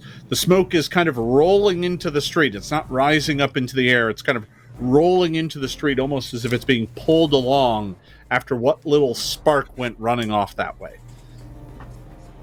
Fire! So, indeed. Pointing. Oh. Gods. So, the question is, what do you do? There is a fire, and now there appears to be a second one that is sprung up as well, further up the street. I guess that vase would have been good right about now to fill it with water. Fairel, can you ride on Fang further forward and see what's happening up there? Don, maybe we could take a look at this one closer. Hachi, can you run that fast to keep up with Fang? Yeah, I've got a thing. I can do that. Keep up with, oh, go ahead. Yeah. No, so what you're heading into isn't necessarily a race of speed, it's a chase. So you are chasing after whatever is doing this, because you quickly come to realize that there are more fires springing up all over the place. So we're going to run this as a really simple chase. We're not going to do the full drawn out chase. We're going to do a really simple one, just as you chase down whatever this is. So the very first obstacle you come upon in a chase, and the way this works is you run into obstacles, and the group runs into these obstacles and has to try and figure out ways to overcome the obstacles. You then make checks. If you get successes, those count as points to overcoming the obstacle. If you get enough points, you overcome the obstacle. And it's done as a group. We're not going to worry about people falling behind or anything like that. Good. It's just a group of you kind of finding ways to help each other and try and catch up to whatever is happening. So, I know what's going on my side of the screen, so we're not going to worry about that too much. So I'm going to let all of you go, and then whatever's happening on my side will happen on my side. So the first thing you run into is a cloud of choking black smoke from this nearest fire. So you all cross the bridge easily enough and are able to make your way up over here. But there is this cloud of choking black smoke making its way into the way that you are heading.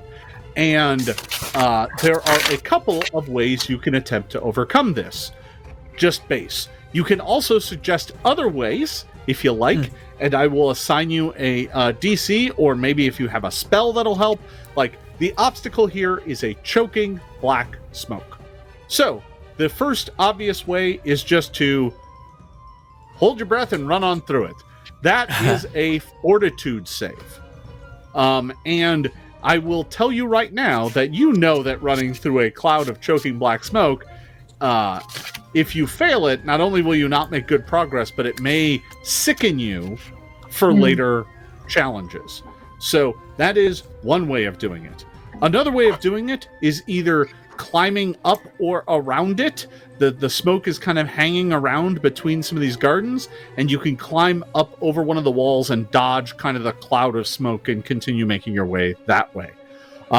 Those are the two most obvious ways of avoiding the smoke, but if any of you have any other ideas, I will allow you to do that as well. So, I have an idea. Bonnie, it looks like you have an idea right off the get-go, so we'll start with you. I do. So I am, just as Ingot said, I'm going to jump on top of Fang, and I would like to use my focus spell Boost Eidolon. Okay. And by doing so, oh no, not Boost, sorry, I meant Evolution Surge. Sure. And I'm going to, it floods him with Fang with power, creating a temporary evolution in his capabilities. And I can choose one of the effects. And one of the effects is gain a 20-foot status bonus to my speed on Fang. So basically what I'm going to boost Fang's speed by an additional 20 feet. Yep. Making his speed a total of 45. And in doing so, I'm going to run ahead and see if I can find Imra, because I have a feeling this might be the little girl who played with the fire wisp in the beginning. So I'm going to go ahead and see if I can get through.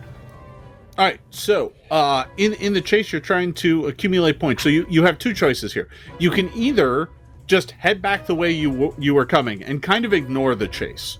Like, whatever that fire was that was running to the north, you can just ignore that. You can just go back the other way and look for Imra. If you want to do that, that's fine. I see. Alternatively, you can keep up with this chase and see where that's going. Okay, so doing the evolution surge on Fang is going to allow Fang to move significantly faster than anyone else. So I will open that up for you as a third option to avoid the smoke. You just run around it. You run all the way around the building instead. However, I will require you to make, or rather, I will require Fang to make an athletics skill check. I'm going to wager Fang probably has athletics.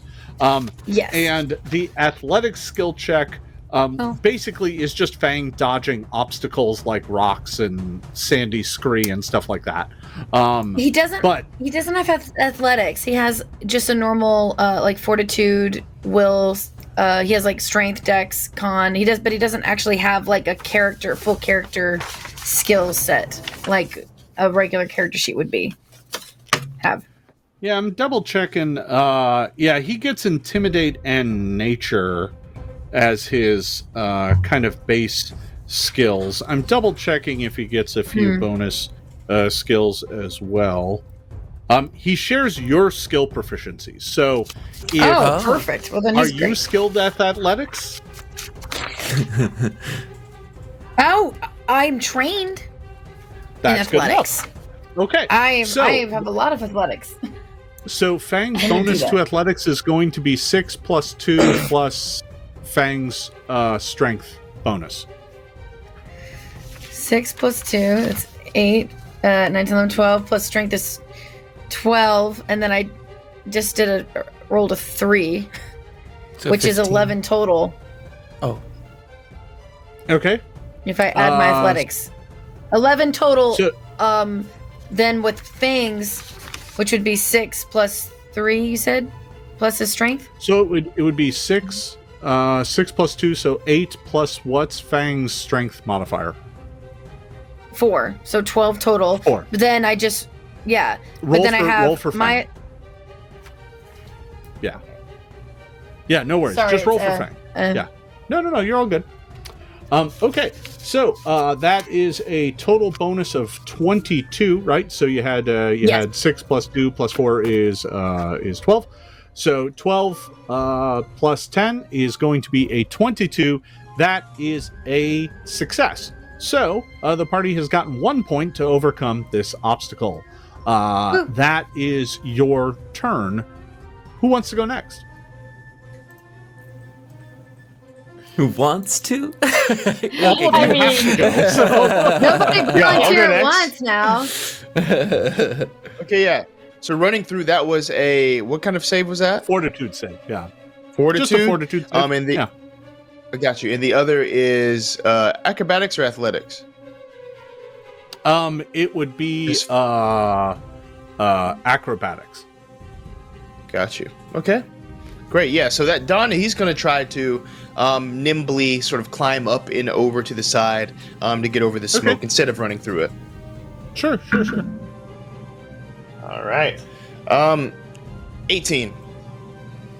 18 is enough to get the party one more point. So you've got half the Boom. points necessary to overcome this challenge. Okay. Generally speaking, because there's 4 of you, it takes 4 points. So it's not quite how it works, but if each one of you succeed, you get past it. So, but if somebody succeeds really well, they can oftentimes help somebody else. So that's why we're making the checks. So, Hachi, Ingot, which one of you wants to go next?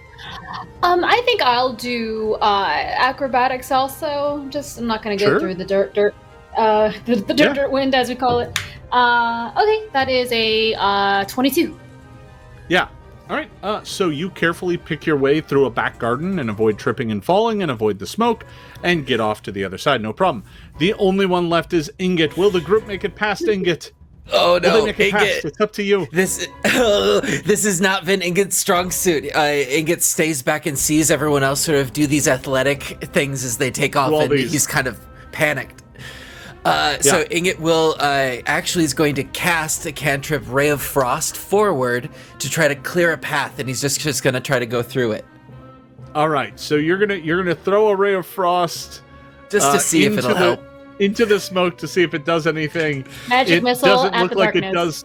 Yeah. It doesn't look like it does much. But give Cool. me a fortitude save as you go running through. Oh, okay. 27. You crushed it. You Thank you. absolutely crushed it. You go running through it without a problem, come jogging out the other side. A little soot-stained, but no worse for wear. I like to think the spell helped a little bit. You know what? Let's go with that. All right. So, you make it through the cloud of smoke without too much trouble. However, you get to the other side, and as you emerge from the smoke cloud, up ahead, up here, you see a figure wreathed in flame. It looks like it might even, in fact, be made from flame. And it is racing forward, just like running up, but it stops every now and again when it gets to gardens and plant material. And it kind of runs through them and frolics, and they just go up in a blaze before it continues running forward. So this figure is just darting between buildings, and as it does so, more and more plumes of smoke are emerging and going up into the sky. So, that is this creature. It is now down towards the end of the street. You have now cleared the first smoke cloud and are now looking at a street. You know, you're like, oh, we got a straight shot. Except you don't. Because right next to you, in the smoke and fire and confusion, someone's coop of chickens has gone absolutely berserk. The chicken wire has split and the chickens have run amok on the street. You are looking at a field of crazed chickens. That is your next obstacle. You can attempt to control the chickens to get them to move or to get out of your way by making a nature skill check to kind of handle the chickens. Or you can attempt a stealth check to attempt to sneak past the chickens. Oh my god. I will also allow the brutal, horrible way of some Destroy large the area of effect chickens. spell that just kills the chickens. Wait! But that is the certainly not good route. Wait! I have a spell that I was like, I will never use this. There's no way. but it's gonna happen. I would like to cast Tame. And I'm going to see if I can herd all the chickens together. It makes domesticated animals like you more, and they're good. It's good for farm animals as well. So, so I can basically, if they're all running around and being hostile and stuff, I basically can I can cast Tame and kind of gather them all together and be come on, chickens, come on, and tame the chickens. What level spell is Tame? It's a 3. I don't know why I took it, but now I know why. It's because of the chickens.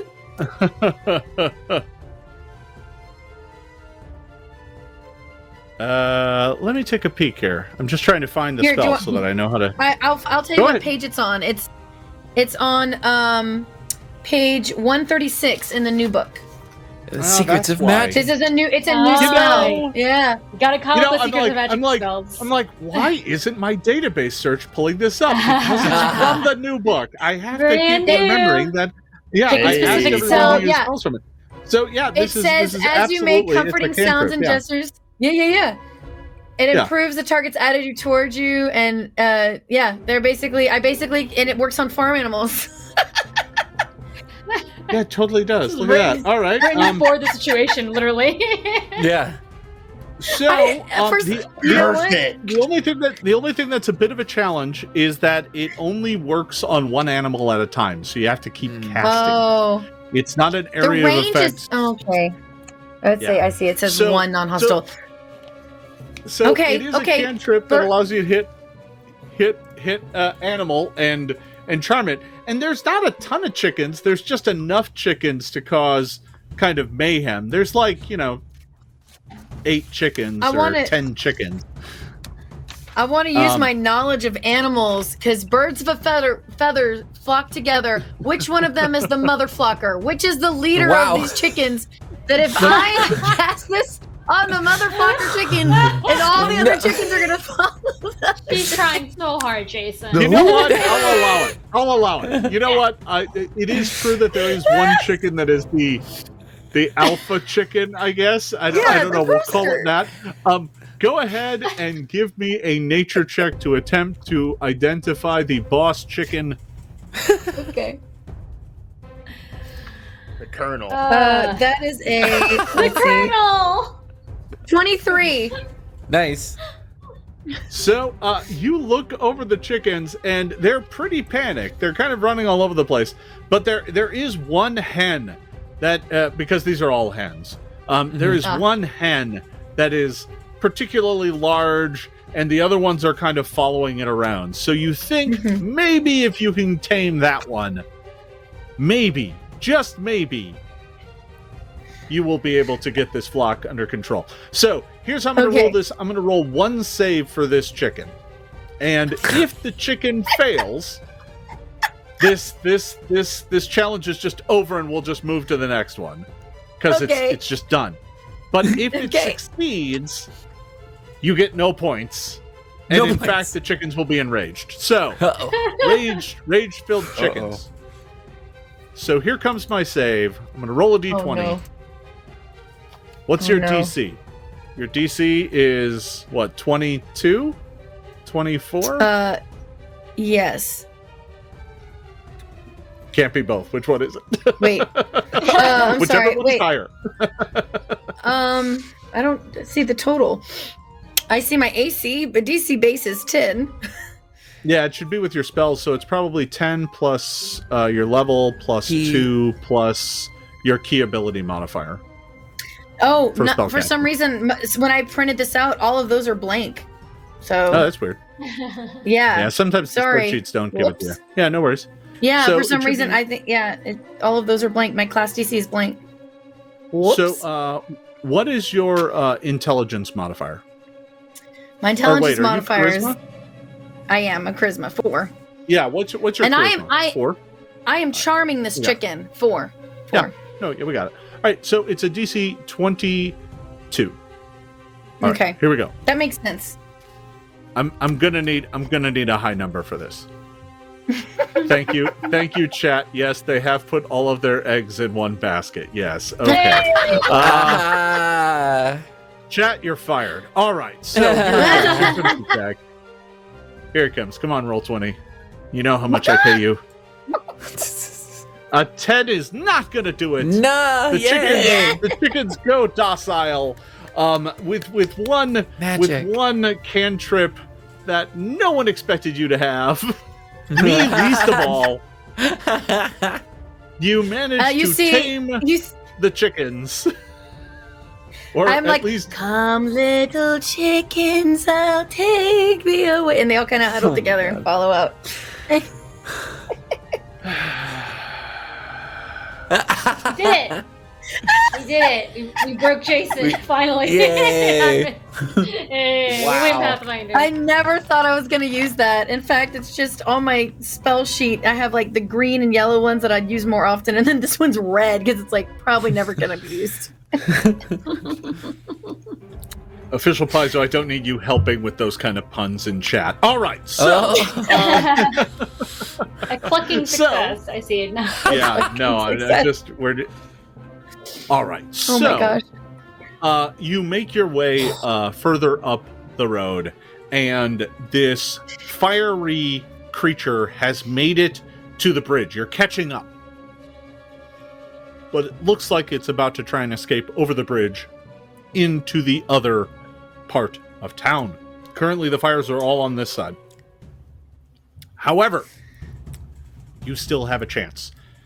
The road in front of you, unfortunately, does not look as clear as you would like it to be. The fire creature has dodged around a cart that was being pulled by a donkey. The back of the cart is now on fire, causing the donkey to panic. The donkey has kind of run to the side, and the cart is now blocking the entire middle of the road. So you've got a donkey with a cart, and the cart is on fire. The donkey is panicking. And it's not so much that the donkey is panicking. The cart isn't really moving that much. It's just that the cart is now currently completely blocking your way, and the back of it is on fire. So here's the ways you can get by this particular obstacle. You can, of course, make an acrobatics check to attempt to slide under the wagon, but it is on fire, and if you fail, you might take damage. You can make an athletics check to attempt to dive over or climb over the thing with the same threats and dangers, or you can attempt a particularly hard nature check to attempt to get the rather stubborn donkey to come under control and move the cart. I have an idea. So with this, Ingot sort of steps forward and is assessing the situation. He takes a wide stance and starts crushing something in his palms, and it's one of his crystals. And he lets it out, and this shimmering powder comes underneath the wagon, and Ingot casts Levitate to pull it up 5 feet. Ooh. Levitating the wagon, huh? Yeah. Wow. Does that have a weight limit? It didn't say, because that's what I was looking for. You defy gravity and levitate the target 5 feet off the ground. For the duration of the spell, you can move the target up or down 10 feet with a single action, which has the concentration trait. A creature floating in the air from levitate takes a -2 circumstance penalty to attack rolls, etc., etc.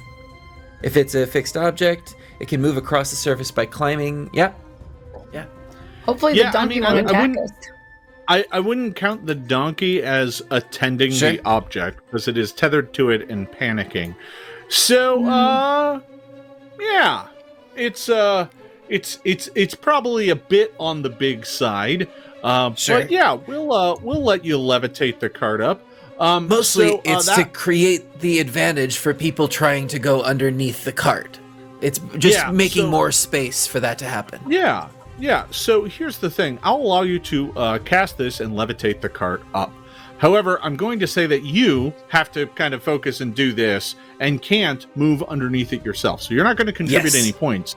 However, the DC to go underneath it has now dropped through the floor. It is now a very simple acrobatics check, which means the other players might be able to critically succeed, which would get you more points. And then you could, and I will say that if you don't want to make a check at all, you can just have 1 point. But if you make the check, you might get 2. Right. So, all right. So I'll do acrobatics check because mine's pretty good, and I might get. I might. Why don't we start with that? Go ahead and make the acrobatics check. I don't think it's a crit. It's a 25. A 25 is a critical success. You beat the DC by 10. The DC's low. Hey. Oh, good. Had the cart not been raised, that would have only been a success. However, because the cart's been raised up in the air, and the donkey, by the way, has not been raised up in the air. It's just its hind is kind of pulled up in the air as it's like. Hurry. I was wondering. I should not make donkey noises. We're not going to do any more of that. Okay. Oh, no. So, who would like to go next? The party just scored 2 points on this obstacle.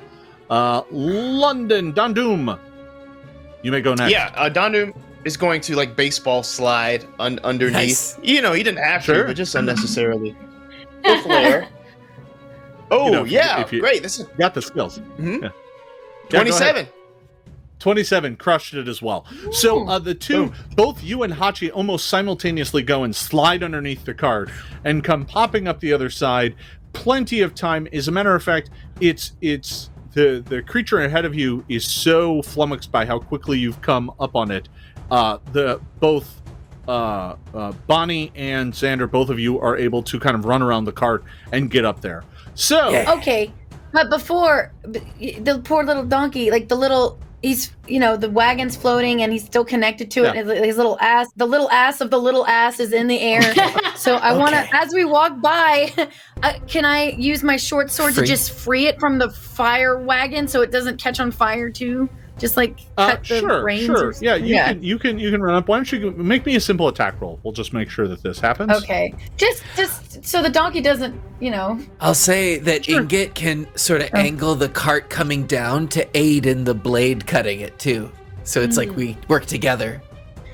If it's using my short sword, it'll be a total of 15.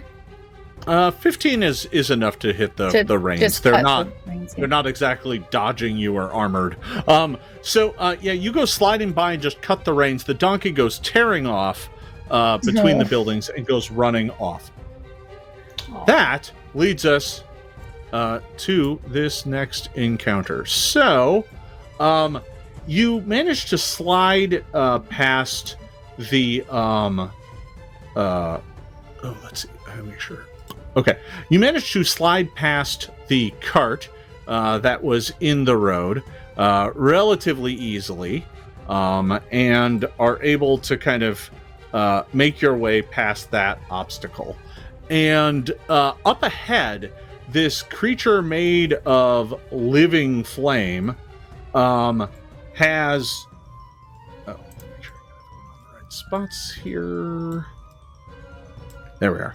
Okay, so this creature made of living flame is running towards the bridge, but as it gets close to the bridge, a giant wall of water rises up out of the Jeanneret and just splashes a tidal wave at it, stopping its advance.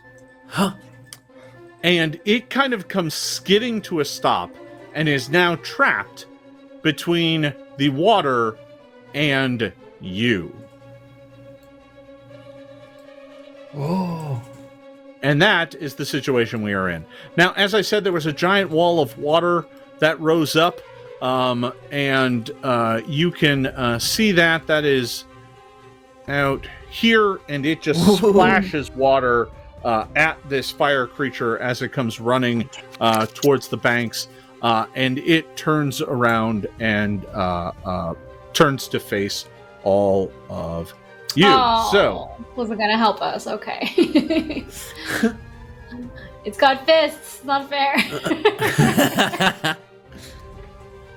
So I am gonna go ahead and ask for everyone to roll initiative. Okay.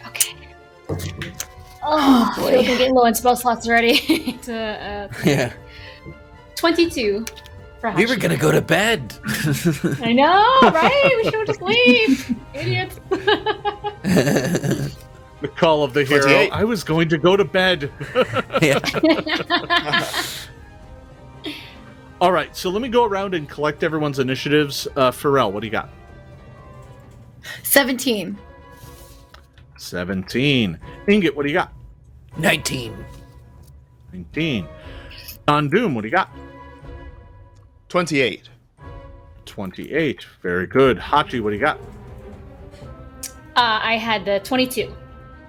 22. All right, let me go ahead and sort those.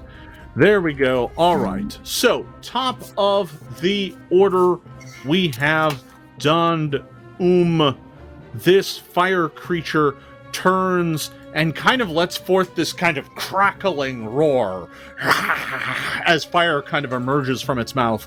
And it looks like it is about to turn and rush back at you.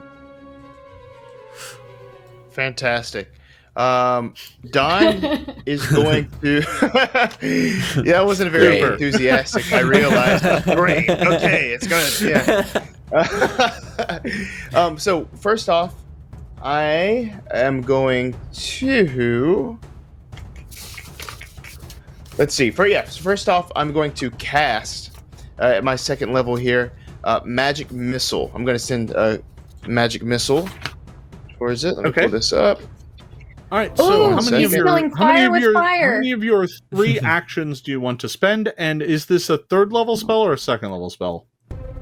This is 2nd level, and I'm only going to spend 2 actions for this. All right, so that means you're only going to get 2 missiles. Okay. Sounds so good. that's going to do 2d4 plus 2. 2d4 plus 2. Let me grab the d4s. All right. So that comes out to 9. 9. A very good roll. Sorry, it was a very good roll.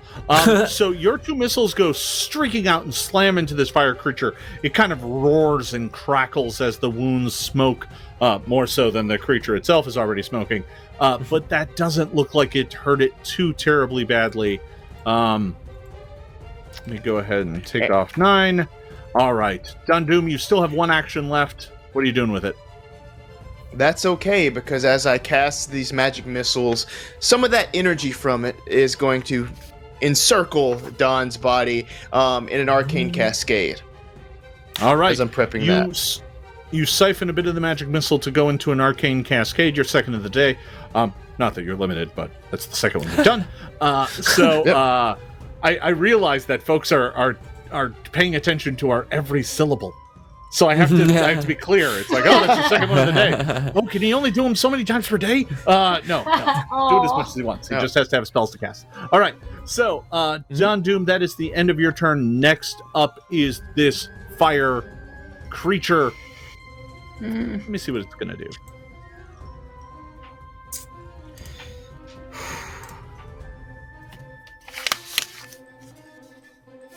All right, so I can do that. That is going to be 2 of my actions.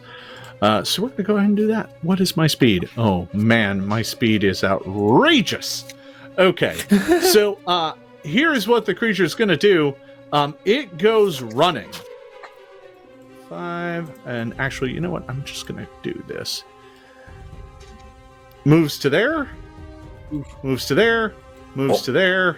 Moves to there, moves to there, moves to there, moves to there, moves to there, and then ends right there. So if you saw that, that's what it does. It goes zooming around. Do any of you have attack of opportunity?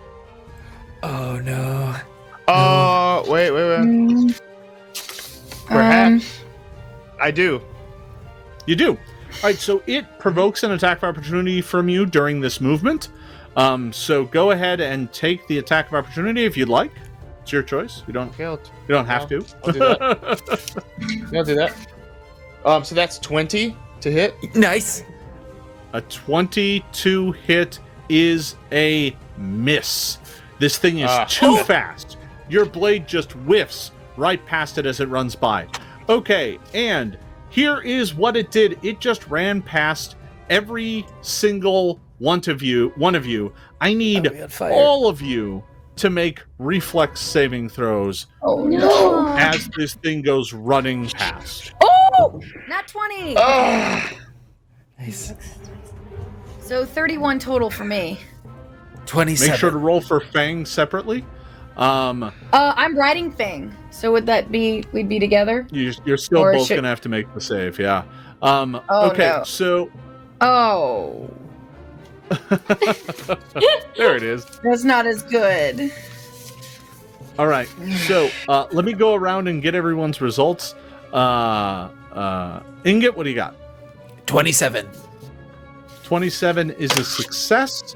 better Hachi, be. what do you got? 26. 26 is a success. Don Doom, what do you got? Okay. 13 with a nat 1. Oh! That is a critical failure. Oh no! You explode. That's hard. It's No! just rain from the sky. My gosh. And Fairel, what did you and Fang get? Well, I got a nat 20. So 30 total for me, and then 15 for Fang. Not as good. Okay, so Fang is going to critically fail as well. So here's what happens. My baby. This thing goes running past all of you, and you're buffeted by really like searing hot wind, but it doesn't hurt you. It doesn't do damage, but it does cause you to like panic and throw yourself back from it because it is moving so fast, and it is such a blast of hot wind that Don Doom is knocked prone. Okay. And we will Would go not- ahead and mark would that not hurt. by just putting this little symbol up next to you. And Fang is knocked prone. Oh no. So when Fang is knocked prone, that dumps Fairel off of Fang in a square adjacent. And just Oh, no. because of the way the whole map is set up, I'm going to assume you land back there. Okay. I mean, I land very gracefully though, because I rolled a nat 20, and I was like, woohoo! And Yes. everyone gave me hands on a piece of cardboard, just like in the Olympics. Super graceful, but you're still on the ground next to Fang. All right. So Understood. that was 2 of its actions. With its third action, it is going to, seeing that Don Doom was knocked to the ground, it goes zooming around, stops at that spot, and its fist just comes flying up in the air and slams down at Don Doom. Here it comes. Fire punch. Is it called a fire punch? What's it called? It is a fiery fist, that is for sure. Nice. It is going to hit armor class 24. I rolled a 5. So that is going to hit. That's not a crit though. So that is going to do 17 points of damage. Oh my gosh. Wow.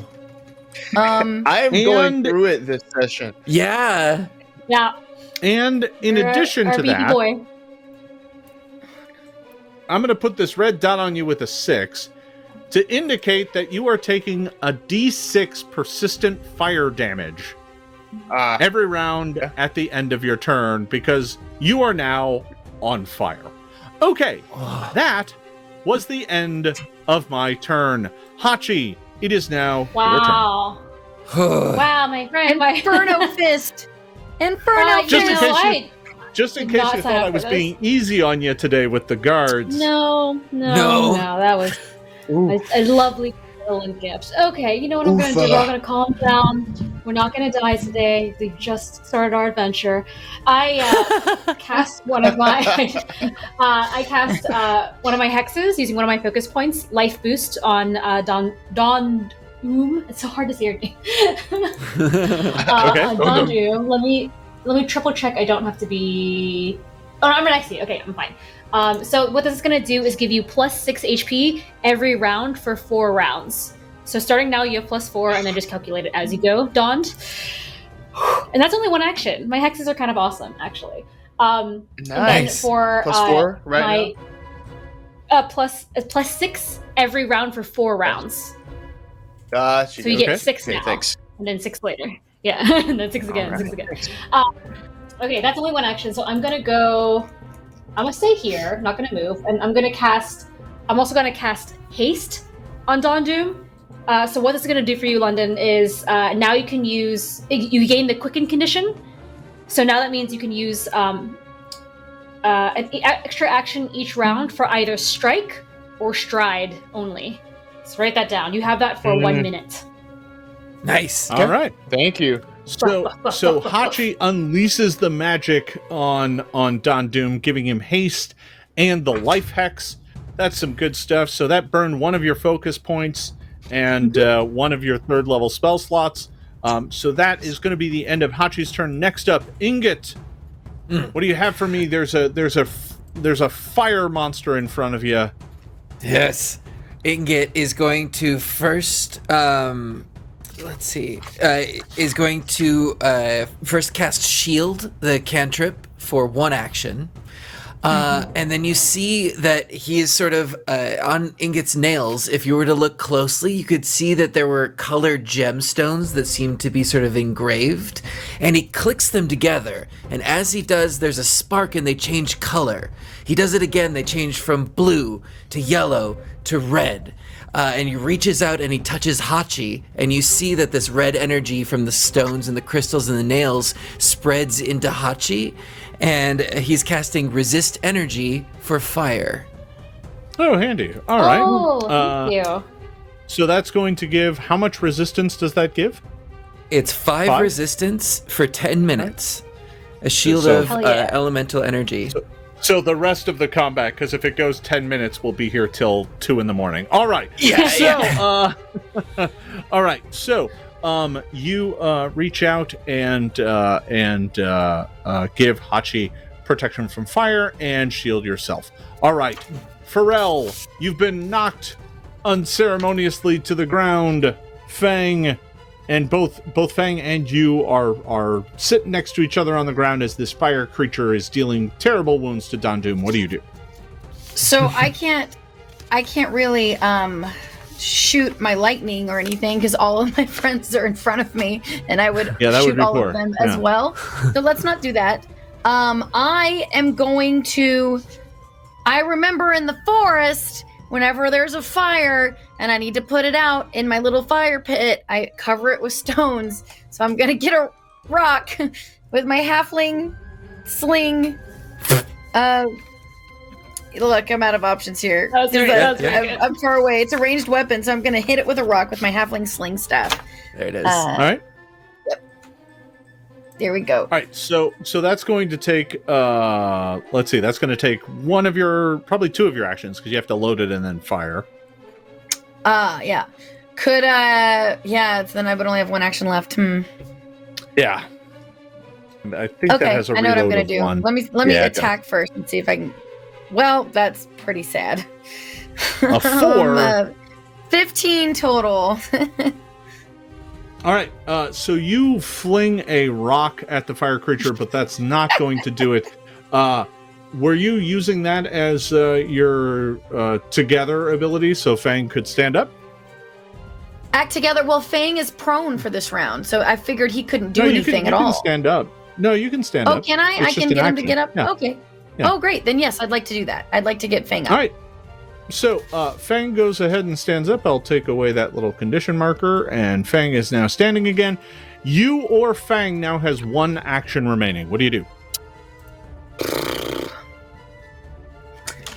Can I do it? I think I might be able to. I would like to... I would only be able to cast 1 action. Yeah, it'd have to Don's be a not... 1-action spell. Yeah, and he's not in touching range. No. London, you're not close enough to me. All right, no, can't do it. I'm gonna move closer to. I'll use my action to move closer, so I can help heal everybody next round. Sounds good. Okay, that is the end of Fairel's turn. Next up, Don Doom. You've been knocked prone. You're on fire. Mm-hmm. Stop, drop, and roll. Just roll. It's been a day. Just roll. I'm already on the ground. Okay. Yes. I'm going to first off, I'm going to stand. Yeah. Was one of my actions So, here. before you get too far ahead of yourself, let me tell you what happens when you're taking persistent damage. So, the way it works is at the end of your turn, you're going to take the persistent damage. After you take the persistent damage, you get a flat check. A flat check is just a d20 roll with no modifiers. And if that flat check is a 15 or higher, the fire will just go out. Okay. But if it's not, you continue to burn. Right. Okay. Now, you can take actions that would try and mitigate the persistent damage. So, for example, if you were next to a body of water, you could spend 2 actions to jump in the body of water and it would go out automatically. You are on the ground, you could spend 2 actions to roll around, which would give you a free flat check before you take the damage. But I don't know how much you care about a d6 damage right now. So I'm just telling you how it works. I'm not trying to influence your decisions. It is a lot of actions just to get a free flat check. Yeah. Yeah. I'm just giving you the options. I'm gonna hold off. Yeah, right. thank you. Yeah, I'm gonna hold off. Yeah. Yep. Yeah, so first off, I'm gonna stand up. Next up, I'm going to attempt to strike at this this flaming creature here. Very good. with my sword. Okay. Get it. Nat 1 again. No! How? So 16 with a nat 1. Yeah, that's not doing anything. It's gonna be a failure. I like how they make you go black and white when you roll nat ones. Come on. Yeah. All right. So you get up and swing wildly at this thing, but miss entirely. You still have 1 action remaining. I suppose it's probably best you didn't spell strike and get a 1. I was about to be like, no spell strike? Oh, well, it's good that you didn't. Welcome, Quickwind. Yeah, thanks to Hachi. So the strike 3. I got 2 more. For All right. a. All right. So you Spell burned strike. it. You burned the strike on the haste action. All right, there you go. Chat was all over it. They're like, yeah, that's what he's gonna do. All right. So what? Indeed. What spell are you casting? I'm gonna use magnetic acceleration. Okay. So you cast magnetic acceleration, which basically causes your blade to go flying at this guy, but you're hanging onto it and still swinging it. So it's kind of like you're being yanked at the person. It's like how Thor flies. Go ahead and kind of. Go ahead and make your attack roll. This one is your second attack roll of the round, though, so it is going to take a penalty. But go ahead and make the roll. Okay. 20. 20 total. 20 total. That is going to miss. Yeah. No spell strike for you. Feast or famine. All right. Feast or famine. That's true. Shoot your shot. We're all gonna die. Yeah. We either get the we either get the or the boom. It's you get one or the other. Right now it's Really move that up. Ooh. I'm gonna keep milking this until it's funny. No, all right. So I should note, just so you know, every session gets 1 hero point that you can spend at any point in time to re-roll a d20 roll that you hate. But if you don't have any hero points and you go unconscious and are dying, hero points are also a really good way to stop yourself from dying. So, but you have to have some to use it. So, I will tell you this: everybody has 1 hero point. So, if you want to spend one, you can. I don't know if you want to spend one on this. Case. Yeah, gotcha. For some reason, I have 2. Is that a mistake? Did you grant us an extra one in the first session? I granted everyone an extra one in the first session, but they don't roll over from session to session. So, okay. Cool. We changed just plans. Mine. Forget it. Yeah, no worries. Yeah, everybody. It was like, oh, I better save those. Now you should use them on the scorpions. So, all right. Okay. Next up, my turn. The damage to me. Oh yeah. Oh yes. The D6. How honest Why of would you Wow. remind him? So, here we had a here pop is the today. thing. Takes 6 points of damage. Oh, Wow. Right. Full damage. So that is a full 6 points of damage. And go ahead and make me a flat check. Just roll a d20 and tell me what you get. 18. Oh, good. The fire goes out. Yay! Yeah. All right. So the fire goes out. I'll take it. Which is good because this thing's first action is going to be to punch you again. Oh no! Here it comes. It is now the fire creature's turn. It kind of reels back and just throws a fist at you, just like throwing its whole body into it. Here it comes. Yo! Armor class 34. I rolled a 15 to hit. That is a critical hit. Doom, take 32 points of damage. Oh my god! Are you dead? Oh my god. No! Yo, this time the Grey is saying. No! Are you unconscious? Yeah. All right. London. So, oh no. here's what happened. So, Doom has fallen unconscious to a critical hit. Yep. That means on Doom immediately drops to dying 2, and Doom is also on fire. Okay, bad. Not That's anymore, a bad right? place to be. Oh, no, my it God. hit you again. You're on fire again. Damn it. Yeah. Yes. Dying 2. Oh Jesus. Remember what I said? Sometimes you don't want to save those. You do want to save those hero points. It's good to do that. All right, but not while you're on fire. Being on fire while unconscious is very bad. Okay, so that was its first action. Its second action is going to be against Hachi. Here it comes. Armor class 24. Listen. My AC is so low. Yes, you hit me. That is 16 points of damage. Does the +5 account? Does the +5 get added so to my you- AC? No, Or is it it against the goes save? subtract from your damage. It's going to Okay. be from the fire damage, but this thing isn't dealing fire damage with its punches. It just does bludgeoning damage. Its fists are solid. However, you are going to be on fire for a d6, which means it's almost never going to do anything to you, unless I roll a 6, and even then you'll only take 1. So, Doom, by the way, your initiative moves to right before it, but that's where it was anyway. So you will not have to make a check until it gets back to your turn. However, if we get back to your turn and no one's healed you or put out the fire, you could be in a real bad situation. As a matter of fact, I'll just tell you right now, if you fail the flat check and you're still on fire, you will die on your next turn. So, Oh my god! Fine, he has a hero point. This what is was the my combat damage? I came for. Oh my god! I can't handle this. Hachi, you took 16.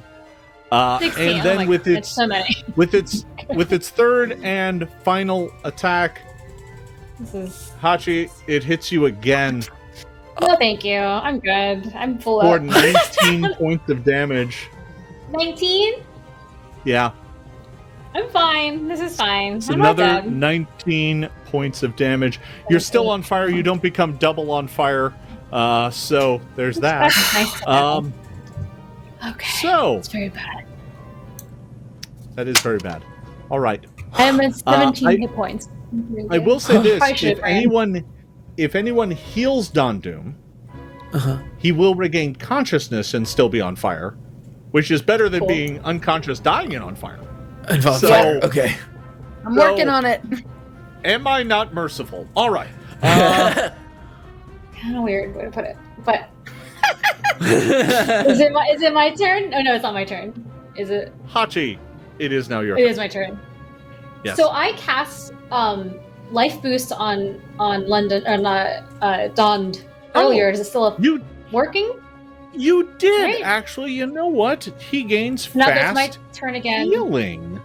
You Yeah, know so what? he'll get That is 6 again. absolutely true. Oh, that's true. Yeah, I get like you know what? I wasn't sure what way. E6.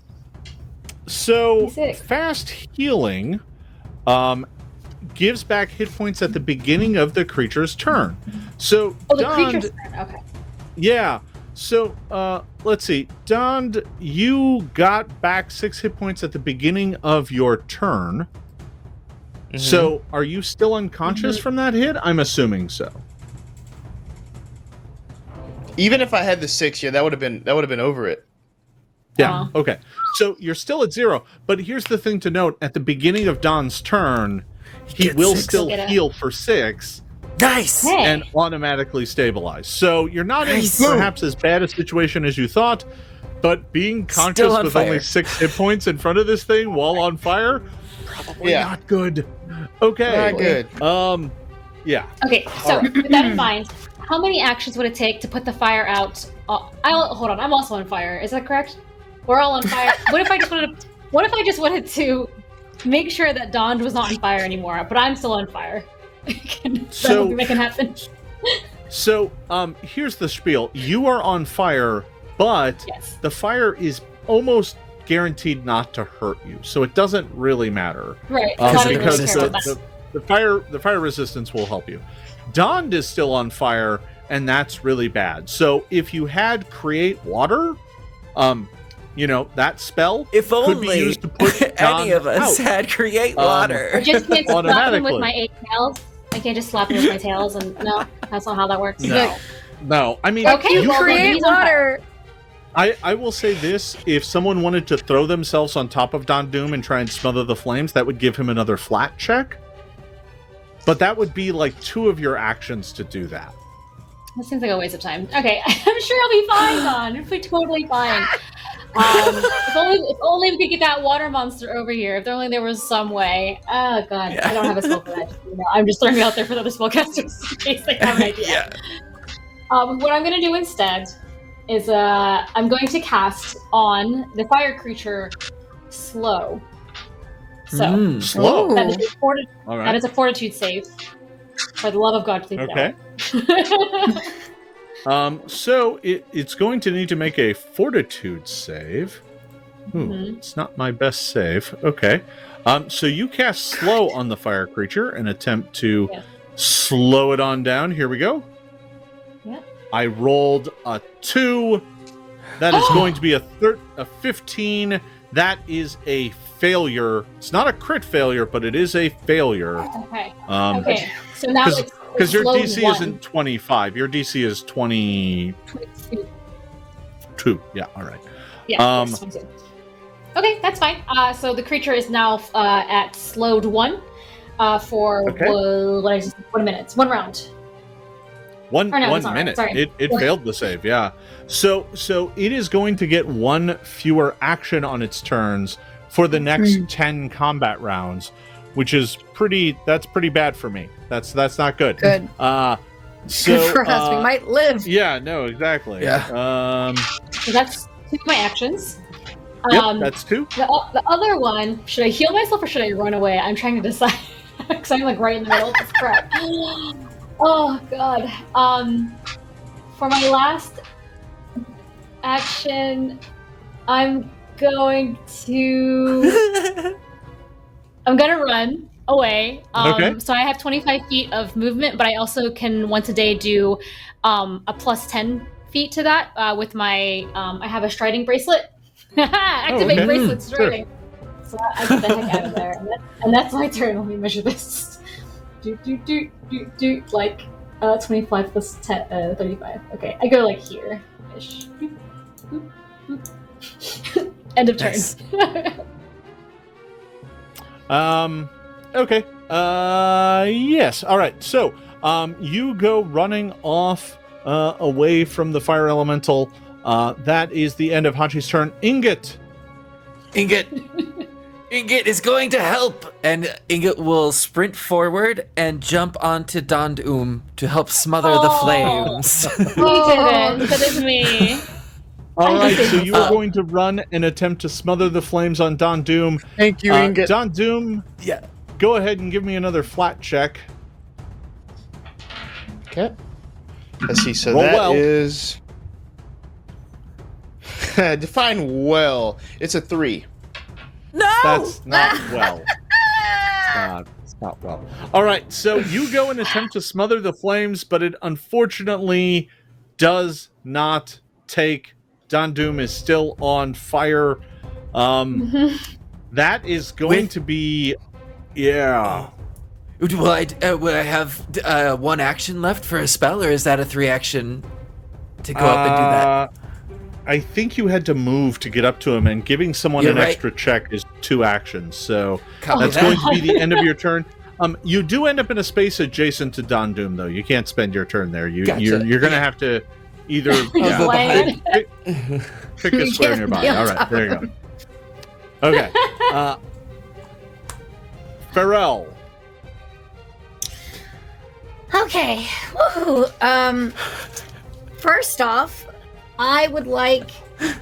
I am right next to Dom. I'm going to cast heal using 2. Well, first of all, I'm activating Act Together, by the way, but I'm going to be using 2 of the actions, and to heal a target within 30 feet for 3d8 plus 24. So you're automatically getting 24 hit points. Hold on, let me get you your 3d8 here.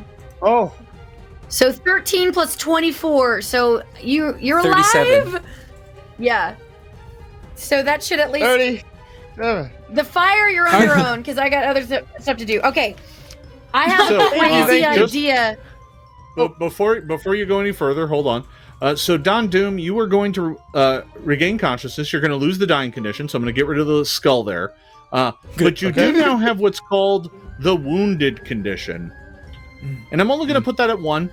The wounded condition, what that means is that you are fragile right now.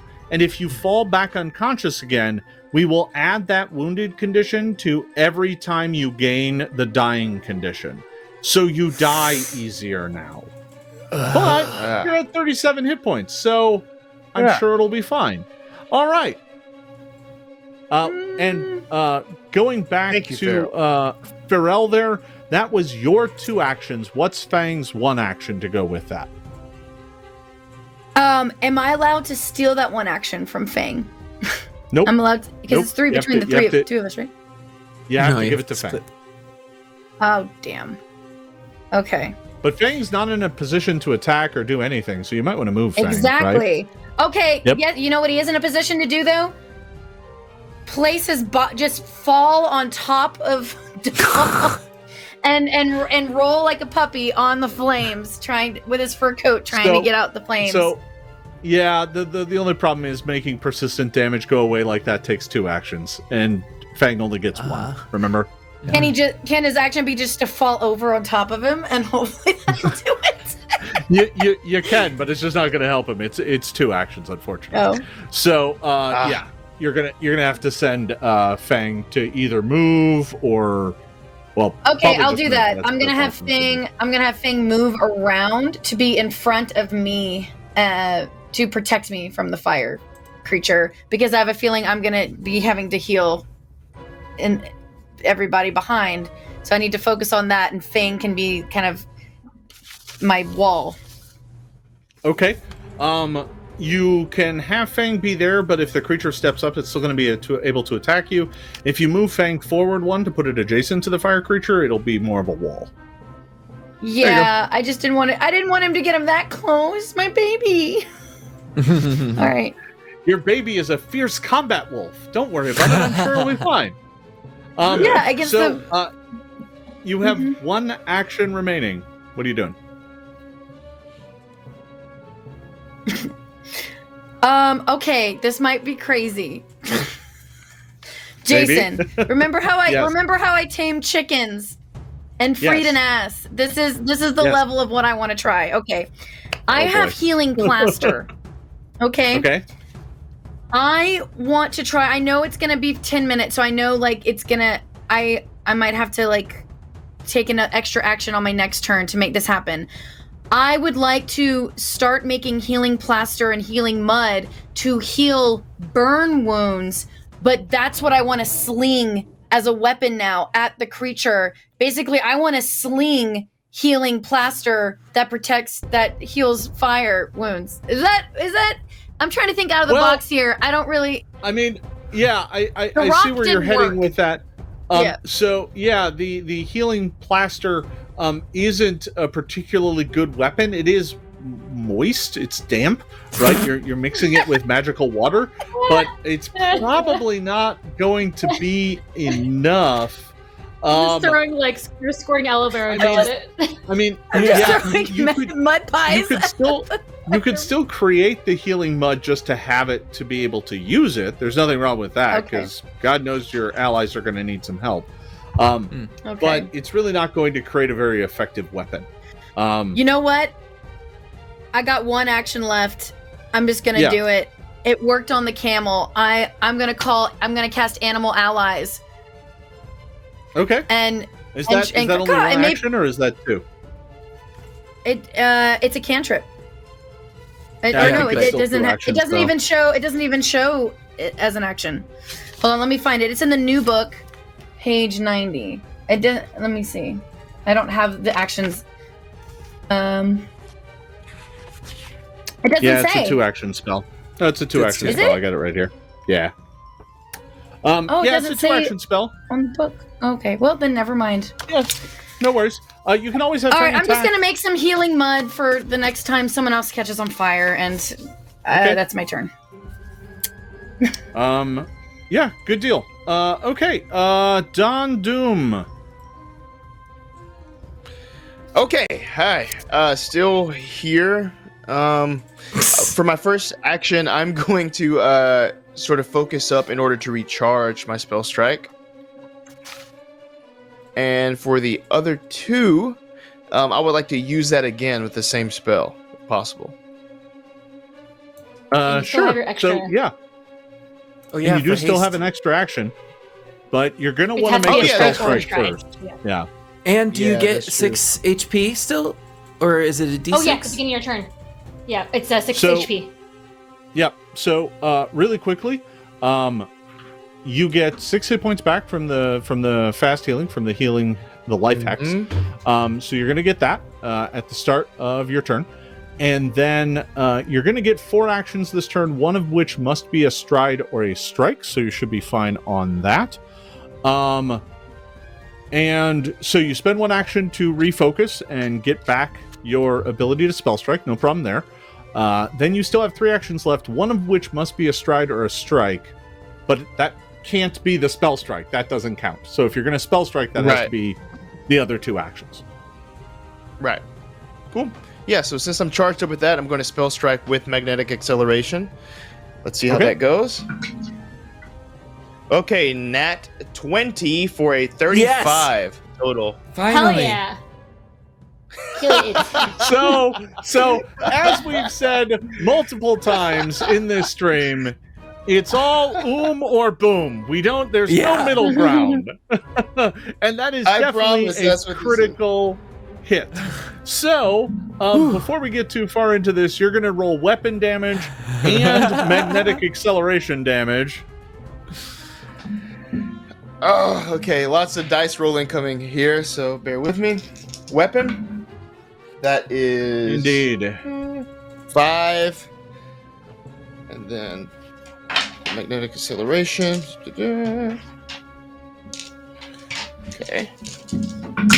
5 so plus... This magnetizes an object, causing it to launch and fly away at you at immense speed, allowing you to make a ranged attack roll. It's going to do what? Oh boy. Heightened... Well, no, you're only getting it at third. So it's doing 3d6 bludgeoning plus 3d6 piercing. Oh my god. Yeah, so that's just like... That's 28 damage for now without it. And that's a crit, right? Yeah. 28 was from magnetic acceleration or from the attack roll? That's both. Yeah, that's both. Just attack the roll's bonus. only 5. Yeah. Oh. Okay. So grand total, you did 28, doubled to 56 points of damage. Mm-hmm. Indeed. This thing is very, very badly hurt. He comes back from the dead. But it is not dead. So your blade slams into this thing, going like almost so fast it makes a pop. as it goes slamming into this thing. Fire and smoke goes blasting out the other side of it. It roars in crackling, smoking pain, but it is still standing. Dund, you still have one action remaining, but it must be a stride or a strike. Hit it. Hit it. Hit it. Hit it. Kill it down. I'm gonna hit it. I'm gonna hit it. 3 strikes. Hit out. it. It's a 17. 17 is not going to do it. All right. Even with the penalty, yeah. Yeah. The penalty is only 4, but yeah, it's going to be enough. All right. So that is the end of Dondoom's turn. All right. This thing howls in pain. Oh, at the end of the turn, because you are still on fire, enjoy 1 point of fire damage. Good. Oh yeah, sounds good to me. Yeah, I figured that would be a more acceptable amount. Go ahead and give me a flat check. That one. Nat What? 1 means you are still on fire. Your luck that's is it. That's just all a we get. pendulum. Yeah, exactly. It's just back Have you and checked forth. your die? Does it have numbers on it other than 20 and 1? All right, no, it's fine. So the fire creature now gets to go. It is slowed, which means it's only going to get 2 actions this round, but it only needs 2 actions to beat the likes of you. So it's going to spend its first action to hit Dondoom with its fist again to put you back down into the ground. Here it comes. Armor class 36. Are you kidding? Yeah. Crit City. Armor class again. 36 is a critical hit. Take 32 points of damage. Okay, It's not all I of it. just healed you. Yeah, the kid is still alive. The kid is still kicking. And with its second attack, it's going to swing at Fang. Armor class 29 on that attack is going to be a hit. That hit. Bonnie, you and Fang take 19 points of damage, and Fang is on fire.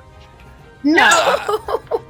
That's That's why I didn't want him to attack. I was afraid. I'm sure it will be just fine. Uh-huh. The fire creature's turn is over. It can do no more damage thanks to the slow. We are back to you, Hachi. What are you doing? Okay, first, I'm real chill over here. I'm gonna life boost myself so that I get +6 now and then +6 next time, and I'm feeling real good about that. So my hit points go to 17 to 23. So, okay, yeah. and then that's another one of your focus points and 2 of your actions. So you still have, or is that only 1? that's It's only 1 action. It's only right? 1. Yeah, right. it's a 1 action, which is why I love it. And then I'm gonna cast Chilling Darkness, which is 2 actions. It has a range of 120 feet, so I can just stay right where I am, which is great. I have to make a ranged spell attack against target, and I'm going against fire creature. Hope the water creature doesn't decide to hit me, because I'm just not ignoring that right now. Yeah. Okay, that's good. 17 plus. Is that an area? 20... What? Oh, No, it's just targets 1 creature. no, it's not. Yeah, that's a 25 to hit.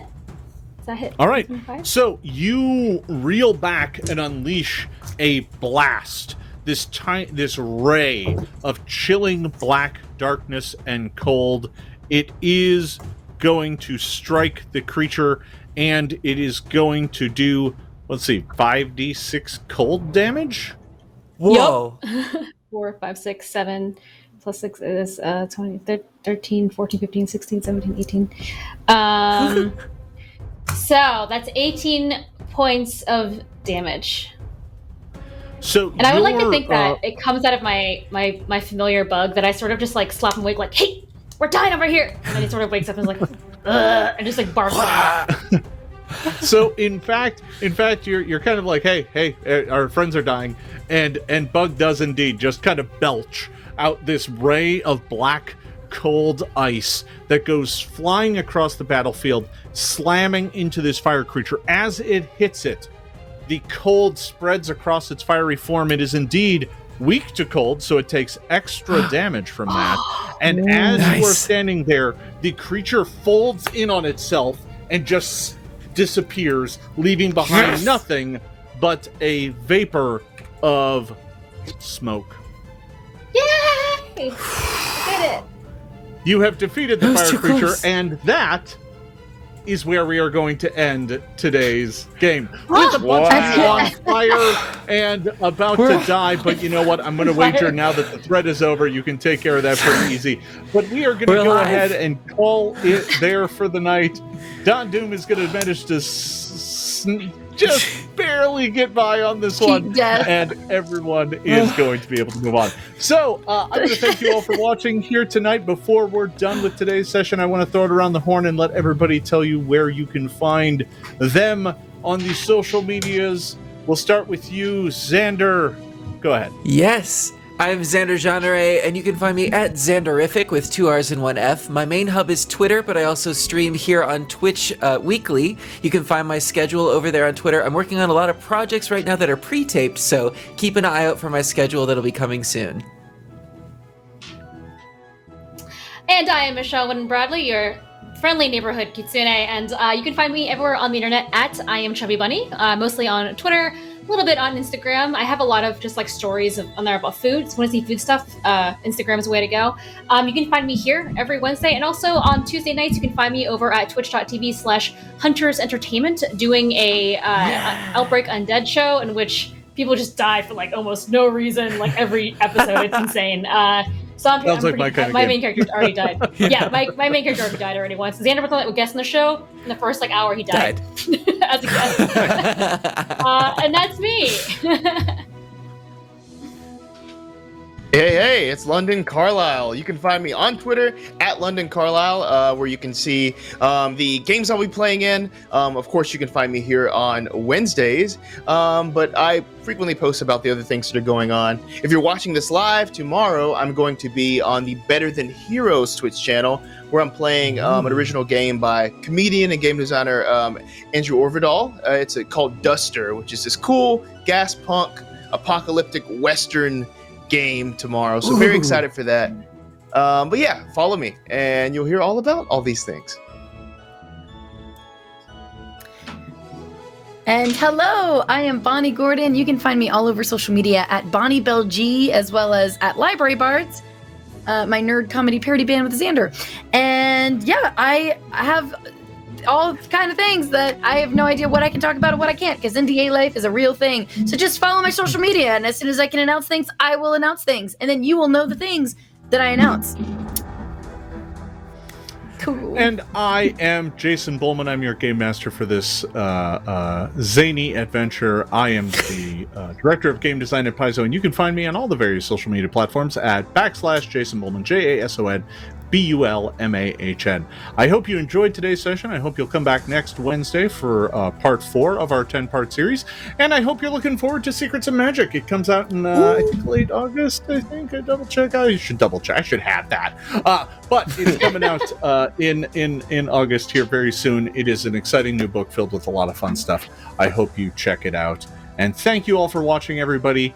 We will see you next time. Bye!